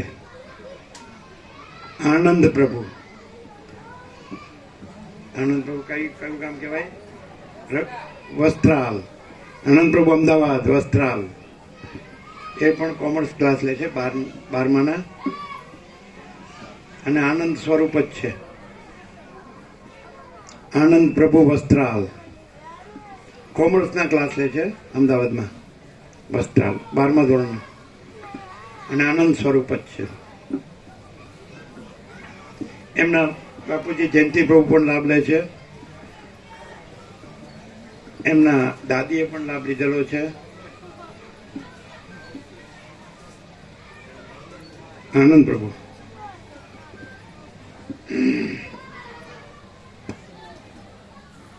બાળપણથી આ બધા લાભ લે છે.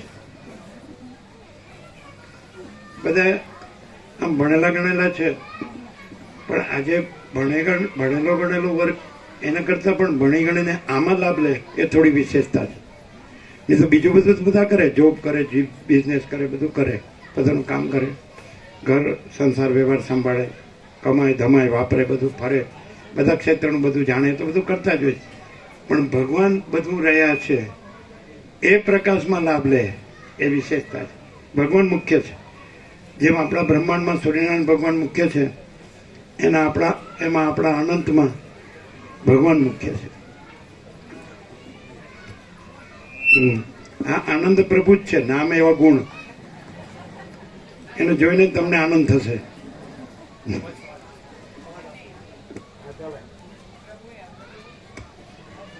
ઓમ ઓમ ઓમ.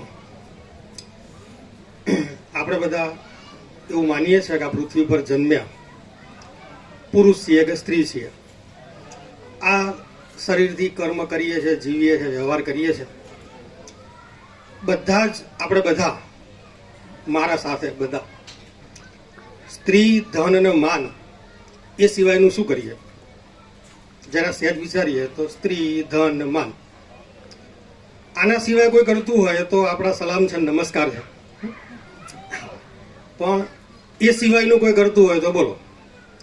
અને જરા એ જોઈએ તો છેલ્લું સર્વૈયું શું આપણું લાસ્ટ, જ્યારે આપણે છેલ્લા શ્વાસ ચાલતા હશે તો શું સ્ત્રી કામમાં આવશે? ધન કામમાં આવશે? માન કામમાં આવશે? માન શું કામમાં આવે? આપણી ચોથી પેઢીને નામ નહીં આવડતું હોય, દિવાલે ક્યાંક ફોટો લગાવ્યો હશે, ઉપર સુખડનો હાર લાગતો હશે. ધન, અરે એક સારો એક્સિડન્ટ થશે ને તો બી ધન કામમાં નહીં આવે, એક સારો રોગ થશે ને તો બી ધન કામમાં નહીં આવે.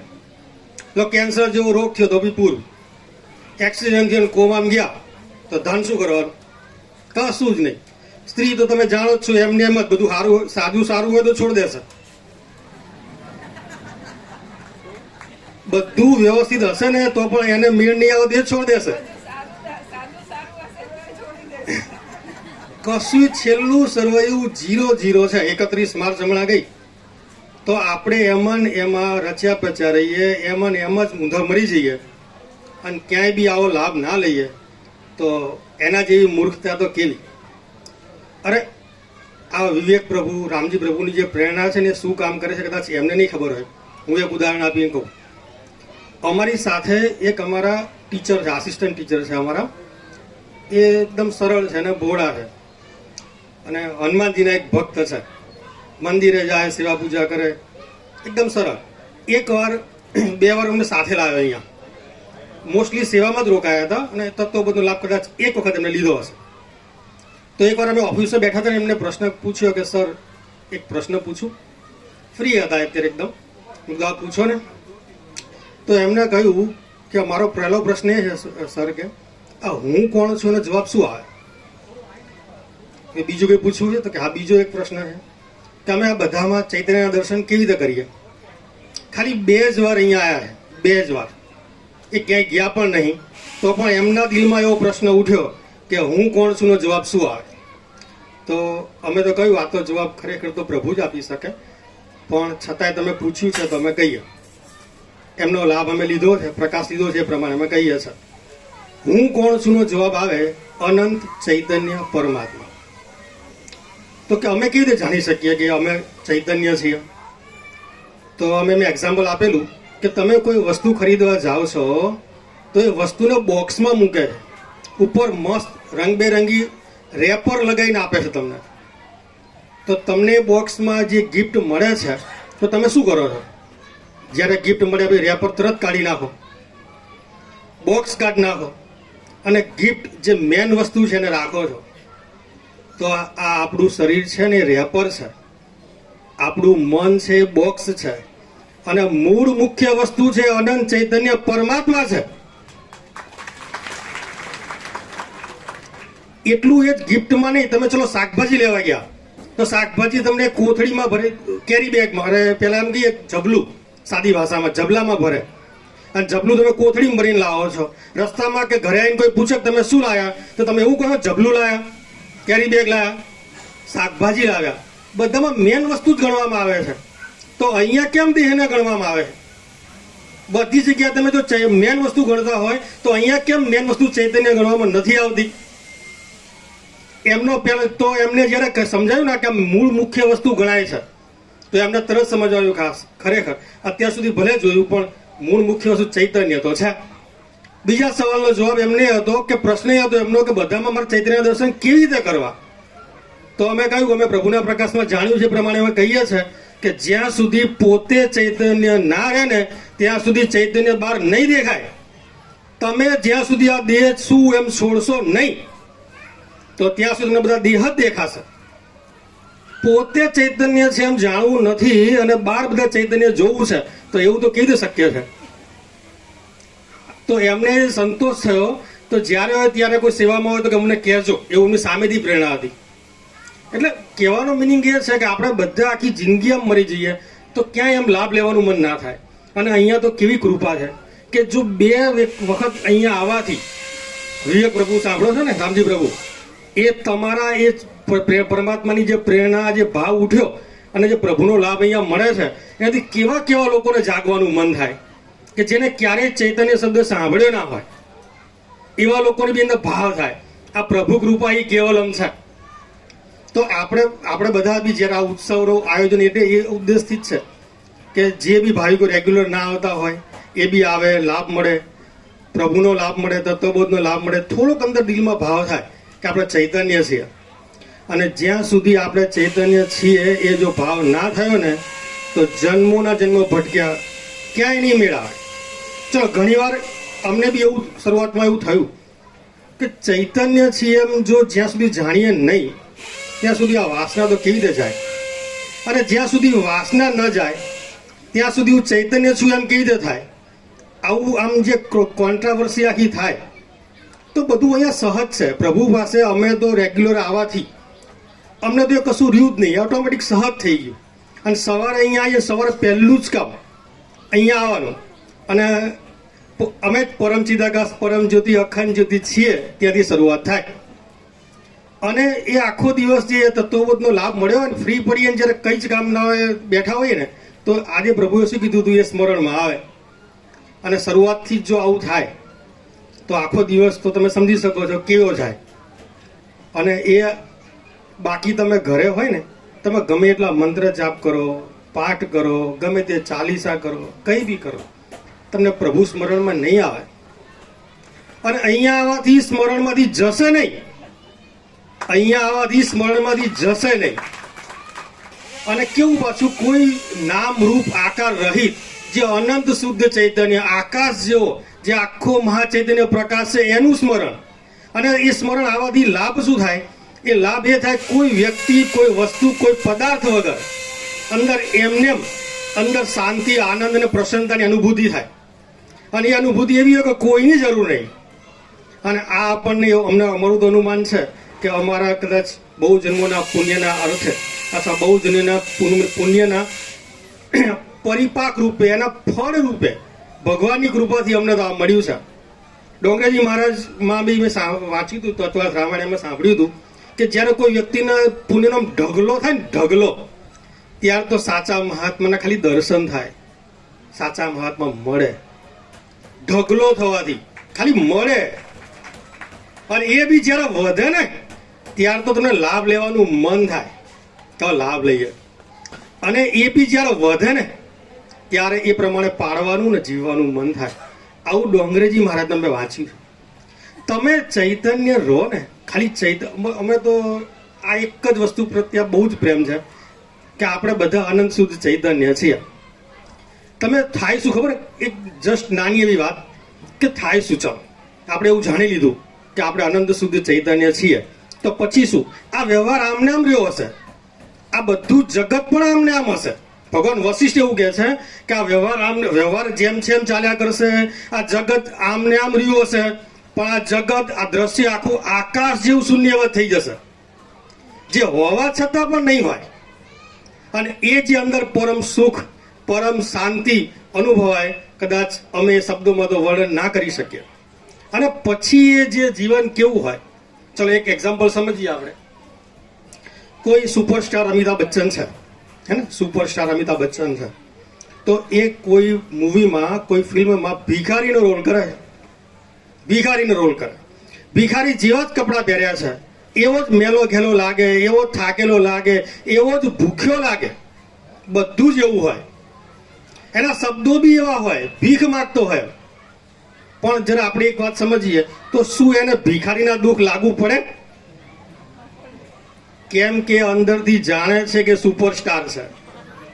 તો એમ આપણે અનંત ચૈતન્ય પ્રકાશ રહ્યા હોઈએ, પછી આ સંસારની જે આભાસ જે છે એમાં કોઈ બી પરિસ્થિતિમાં રહ્યા હોય, એ કોઈ પણ ખરાબમાં ખરાબ પરિસ્થિતિ પણ શું આપણને દુઃખ આપી શકે ખરી? બસ એ જ પ્રભુ કૃપાનું આપણને ફળ છે. અને આ ખરેખર સાક્ષાત આપણો જે આત્મા છે એ જ આ માનવ દેહ ધારણ કરી અને આપણા કલ્યાણ માટે આવ્યો છે. તો અમે બધાને વિનંતી કરીએ કે મેક્સિમમ લાભ લો, મેક્સિમમ લાભ લો. આ શરીર, માનવ શરીર મળ્યું, એમાં કલ્યાણ કરી લો, ફરી આવો મોકો નહીં મળે. અને અમે પરમાત્માને પ્રાર્થના કરીએ છીએ કે આ બધા એ ચૈતન્યમાં જાગે, એ બધા જ એ ચૈતન્ય રહે, અને બધાને જ એ અનંત પ્રકાશ, અનંત શાંતિ, અનંત ચૈતન્ય અનુભવાય. ઓમ ઓમ ઓમ.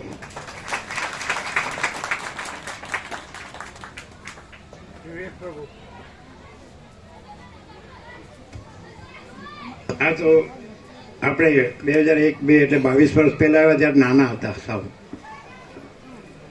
એટલે ત્યારે નાનજી દાદા હતા, એમના દાદા, જેમણે વૃક્ષો વાવ્યા છે. પછી રામજી પ્રભુ હાઈસ્કૂલમાં પ્રિન્સિપાલ આચાર્ય હતા, એમના ફાધર. અને પછી અને એમનાય બાળકો પણ છે. એમની 4 પેઢી તો અમે જોઈએ જ છીએ. એટલે પછી આપણે કીધું કે નાનજી દાદાએ વૃક્ષો વાવ્યા, રામજી પ્રભુએ કુટીરો કરી, અને વિવેક પ્રભુએ અમદાવાદ આવીને આપણો તત્વબોધ ચાલતો હતો સર્વાંતર્યામીની પ્રેરણાથી કે લાભ આપો. એટલે પછી આપણે અહીંયા 15 ઓગસ્ટથી મંગલાચરણ કર્યું. પણ પહેલાં જગ્યા જોવા આવ્યા. આપણે સ્વપ્ન એવું નથી, આનો વિચાર એવો નથી. આ જગ્યા 22 વર્ષ પહેલાં આપણે એમના ત્યાં સત્સંગ કર્યો, તત્વબોધ કર્યો, પછી આપણે અહીંયા આવ્યા જ નથી. અને આપણે યાદ આવ્યું નથી, ને આપણે સ્મરણમાં આવ્યું નથી, ને આપણે સ્વપ્ન આવ્યું નથી, વિચાર આવ્યો નથી. અને એકાએક આવી ગયા 22 વર્ષ પછી કે લાભ આપો.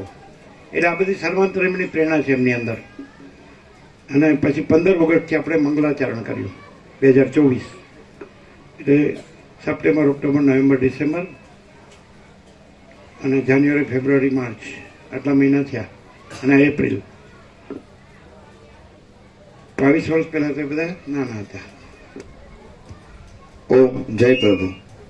આજના આ રામનવમી નિમિત્તે ઉપસ્થિત અમદાવાદના સાંસદ સભ્ય શ્રી હસમુખભાઈ પટેલ પ્રભુ, અહીં દહેગામના ધારાસભ્ય શ્રી બલરાજસિંહ પ્રભુ એ પણ આજે બીજી વખત પ્રભુનો લાભ લેવા માટે આવ્યા છે.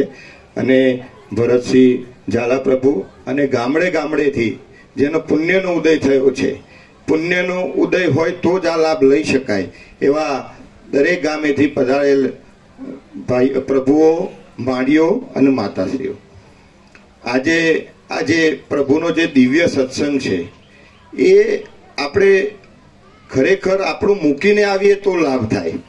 એમાં એક વખત એવું બન્યું કે એક કીડી પ્રભુએ ભોજન રાખ્યું, અને એમાં એમના 4-5 મિત્રોને બોલાવ્યા. સુંદર મજાનું ભોજન બનાવ્યું. પછી પૂછ્યું કે કેવું લાગ્યું ભોજન પ્રસાદ? તો કે થોડું ખારું લાગતું હતું. એટલે કીડી પ્રભુને એમ થયું કંઈક મિસ્ટેક થઈ લાગે છે. એટલે ફરી પાછો બીજી વખત ભોજન પ્રસાદમાં બોલાવ્યા. ફરી પૂછ્યું કે ભાઈ કેવો લાગ્યો પ્રસાદ? કે ખારો લાગે છે. એટલે ત્રીજી વાર નક્કી કે ભાઈ આ કીડી કંઈક લઈને આવી લાગે છે. એટલે એને શું કર્યું કે ભાઈ ભોજન પ્રસાદ મળશે પણ મોઢું ધોવાનું ફરજિયાત. એટલે પેલી જે કીડી છે ને એ મોઢામાં મીઠાનો ગાંગડો લઈને આવી હતી 2 વખતથી. એટલે ત્રીજી વાર જે મોઢું ધોવડાવ્યું ને એટલે એમાં એ ગાંગડો નીકળી ગયો. અને પછી પૂછ્યું કે ભાઈ કેવો લાગ્યો પ્રસાદ, તો કે શબ્દોમાં પણ વર્ણન ન થાય. એમ આપણું પણ અહીં એવું છે કે પ્રભુનો જે તત્વબોધ સાંભળીએ છીએ એ આપણા જે પેલા ગાંગડા મૂકીને આવીએ ને તો આ તત્વબોધ ઉતરે એમ છે. બાકી પેલું લઈને આવીએ ને પેલું લઈને જઈએ મેળ પડે એવો નથી. અમારા નાનજી દાદા આખી જિંદગી 50 વર્ષ સંતો સ્વામીજી પ્રભુઓ પાછળ વિચર્યા અને અંતિમ સમયે મને એવું કીધું કે હે ભાઈ વિવેક, જો તારે અમેરિકા જવું હોય તો તું હોડકામાં જાય તો નક્કી નહીં, એમાં ડૂબીએ જવાય. વચ્ચે રસ્તોમાં ભૂલો પણ પડે, ક્યાં તો માયામાં ક્યાંક જતો રહે. પણ યોગ વશિષ્ઠ રામાયણ સાંભળ્યા પછી, તત્વબોધ સાંભળ્યા પછી પ્રભુનો એવું આ તત્વબોધ છે કે સીધા પ્લેનમાં બેસી જાઓ, સીધા જ્યાં પહોંચવું છે ત્યાં પહોંચી જાય, વચ્ચે કશું આવતું નથી. તો એમ કે હવે તારે વિચાર કરવાનો છે કે કઈ દિશામાં જવું. તો નાનજી દાદાએ આખી જિંદગીનો નિચોડ એમને યોગ વશિષ્ઠ રામાયણ ઉપર મોર મારી હતી અને એવું કીધું હતું કે આ તત્વબોધ તમે છોડશો નહીં અને આનો લાભ ખૂબ મળે છે. આજે હું એક નાનકડું ઉદાહરણ કહું કે મારા ઘરમાં મેના માડી રામજી પ્રભુ એ આ તત્વબોધ નહોતો ને ત્યારે ગામ આખા સંસારની વાતો કરે, ગામની વાતો કરે, અને આમ થયું આમ થયું. હવે અહીં તત્વબોધ આવ્યા પછી એવું થયું કે હવે બંને તત્વની જ વાતો કરે છે, સંસારની વાતો ક્યાં જતી રહી ખબર જ ના પડી. એટલે આ તત્વબોધનો આવો લાભ છે. બીજું કે પ્રભુના જ્યારે અમારા જોઈતા દાદા નાનજી દાદા ખૂબ સેવ્યા, અરે એમનું દેહ છેલ્લે વિલય થયો ત્યારે એમને મને એવું કીધું કે ભાઈ અમારી એક છેલ્લી ઈચ્છા છે, પૂરી કરીશ. મેં કીધું હા દાદા બોલો. કે અમે પ્રભુને લાવી ન શક્યા 22 વર્ષથી. પ્રભુને લાવવા માટે અમે 22 વર્ષથી તપશ્ચર્યા કરતા હતા અને અંદર રોજ ભગવાનને પ્રાર્થના કરતા હતા કે પ્રભુ અમારે આંગણે આવે અને અહીં તત્વબોધનો લાભ આપે અને બધા પોતાના જન્મ મરણના ફેરામાંથી ટળે. તો આ 22 વર્ષ સુધી અમે પ્રતીક્ષા કરી અને 22 વર્ષે જ્યારે આ નાનજી દાદાના જે શાંતિવનમાં પ્રભુને અમે વિનંતી કરી કે હે પ્રભુ, આખું 11 વીઘાનું ફાર્મ આપના ચરણોમાં સમર્પિત છીએ અને આપ આવો, પધારો અને બધા જીવોને લાભ આપો. અહીં કોઈ અમારે કોમર્શિયલ નથી કરવાનું, કોઈ ધંધાકીય નહીં, કશું જ નહીં, કેવળ ભગવાન માટે આખો આશ્રમ સમર્પિત છે. તો આજે પ્રભુ આજ્ઞા આપીને આજે આપણે ખૂબ સુંદર મજાનો લાભ લઈ રહ્યા છીએ. બીજું કે પ્રભુ પૈસાનો વ્યવહાર નથી, કેટલાનું નાણું છે પ્રભુ ઓળખતા નથી, કેટલાનું નાણું છે દરેકને પ્રભુ કહીને બોલાવે. માડી હોય તો માતાજી બોલાવે, કીડી હોય તો કીડી પ્રભુ, પાણી હોય તો ગંગાજળ. એમના દિવ્ય ઉદ્બોધન છે. તો પ્રભુના સાનિધ્ય માત્રથી શાંતિ થાય છે, કોઈ વિકલ્પ રહેતો નથી. અને હું તો ઘણી વખત પ્રભુ વિશ્રામમાં હોય અને જોઉં કે ખાલી 3 વખત ઓમ બોલું, ઓમ ઓમ ઓમ. મારો ત્રીજો ઓમ પૂરો થતા થતા તો પ્રભુ અંદરથી જવાબ આવે કે જય પ્રભુ. એટલે વિચાર કરો કે પ્રભુ ચૈતન્ય સ્થિતિમાં એક રૂપ છે, એકાકાર છે, કોઈ વિકલ્પ નથી. અને આજે આપણને આ પ્રભુ મળ્યા છે તો આપણે બધા લાભ લઈએ. જે બીજે જાય છે એ પણ અહીંયા આવે અને કમ્પેર કરે કે ખરેખર સાચું શું છે. અહીં કોઈ અગરબત્તી નહીં, કોઈ તિલક કરવાનું નહીં, નહીં કોઈ ફૂલહાર. ફૂલહાર જ્યાં છે ત્યાં ભગવાનને ચડેલા છે, તેને તોડીને કરમાવશો ને એવું પ્રભુ કહે છે. તો કોઈ આરતી નહીં, કોઈ ક્રિયા નહીં કરવાની ને સહજ પરમ શાંતિનો અનુભવ થાય છે. તો આપ પણ આ જે દિવ્ય ભગવાનના વ્યાપક ઉત્સવો છે એના લાભ લો. અને પ્રભુ આંગણે આવ્યા છીએ તો રોજ સવારે 7 થી 8 અને સાંજે 7 થી 8 તત્વબોધ હોય છે. દૂરના લોકો જે હોય એને રહેવા, જમવાની, પ્રસાદની પણ બધી વ્યવસ્થા અહીંયા છે. તો આપ એ લાભ લઈ શકો છો. હવે વધુ ન કહેતા પ્રભુના ચરણોમાં વંદન. ઓમ ઓમ ઓમ.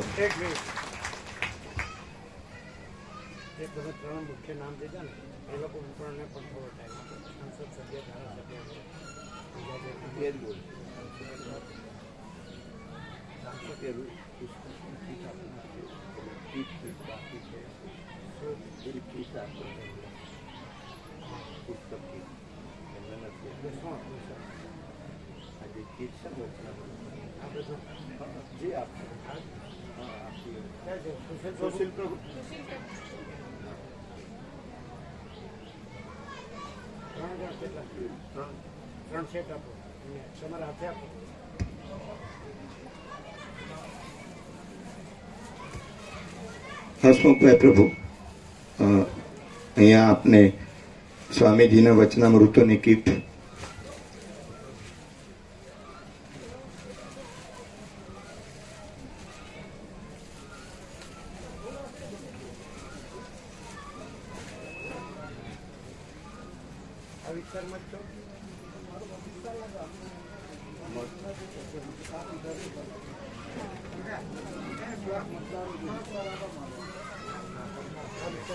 લાગે આમ સાત વિસ્તારો છે.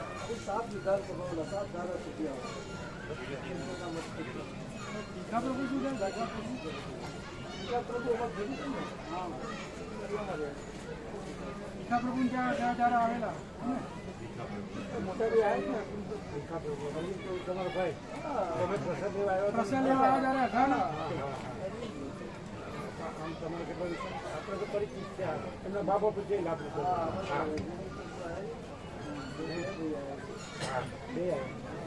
આ તો બધા નાના હતા. એ કેટલા 40 વર્ષ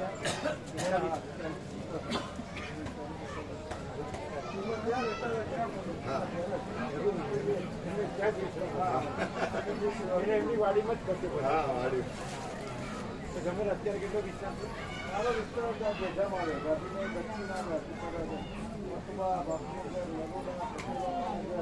કેટલા વિસ્તાર કર્યું? 7 ધારાસભ્ય. આ તો નાના હતા ત્યાંથી લાભ લે છે. એમના બા બાપુ જે લાભ લીધેલો છે જ્યાં ઉદાહરણ એમના ઘરમાં જ વિશ્રામ હતો. અરે સોમા પ્રભુને હિરણ મળ્યા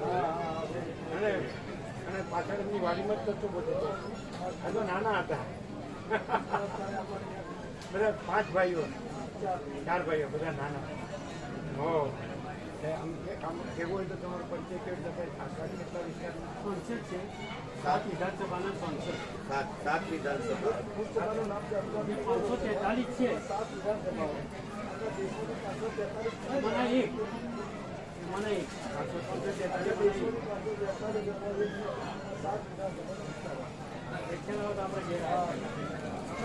અરે પણ નાના હતા ત્યારે લાભ લીધો. એના ઘરે અમે રહ્યા છીએ અને એમના બ્રધર એના બા બાપુ એમના ભાઈઓ સેવા કરે છે. એના બા બાપુ જે લાભ અરે એમના બા બાપુ જે લાભ લીધો સોમા પ્રભુ હીરામણ. આ તો નાના સુશીલ પ્રભુના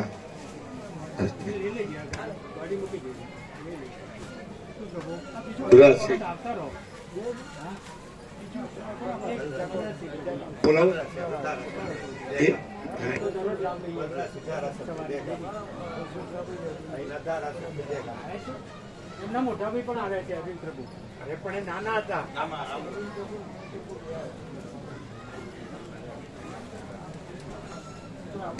બલરાજસિંહ પ્રભુ.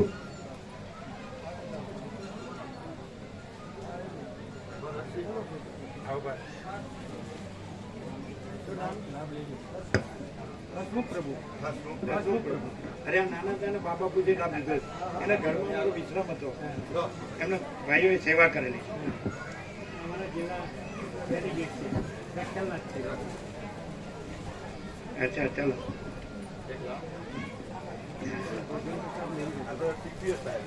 આવેલા મોદી સાહેબ ચાલુ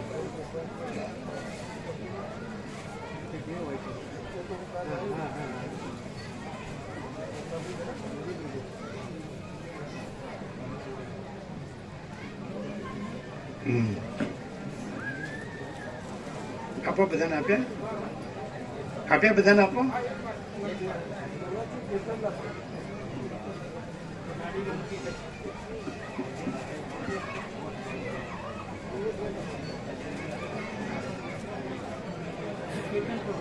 હા બધાને આપો.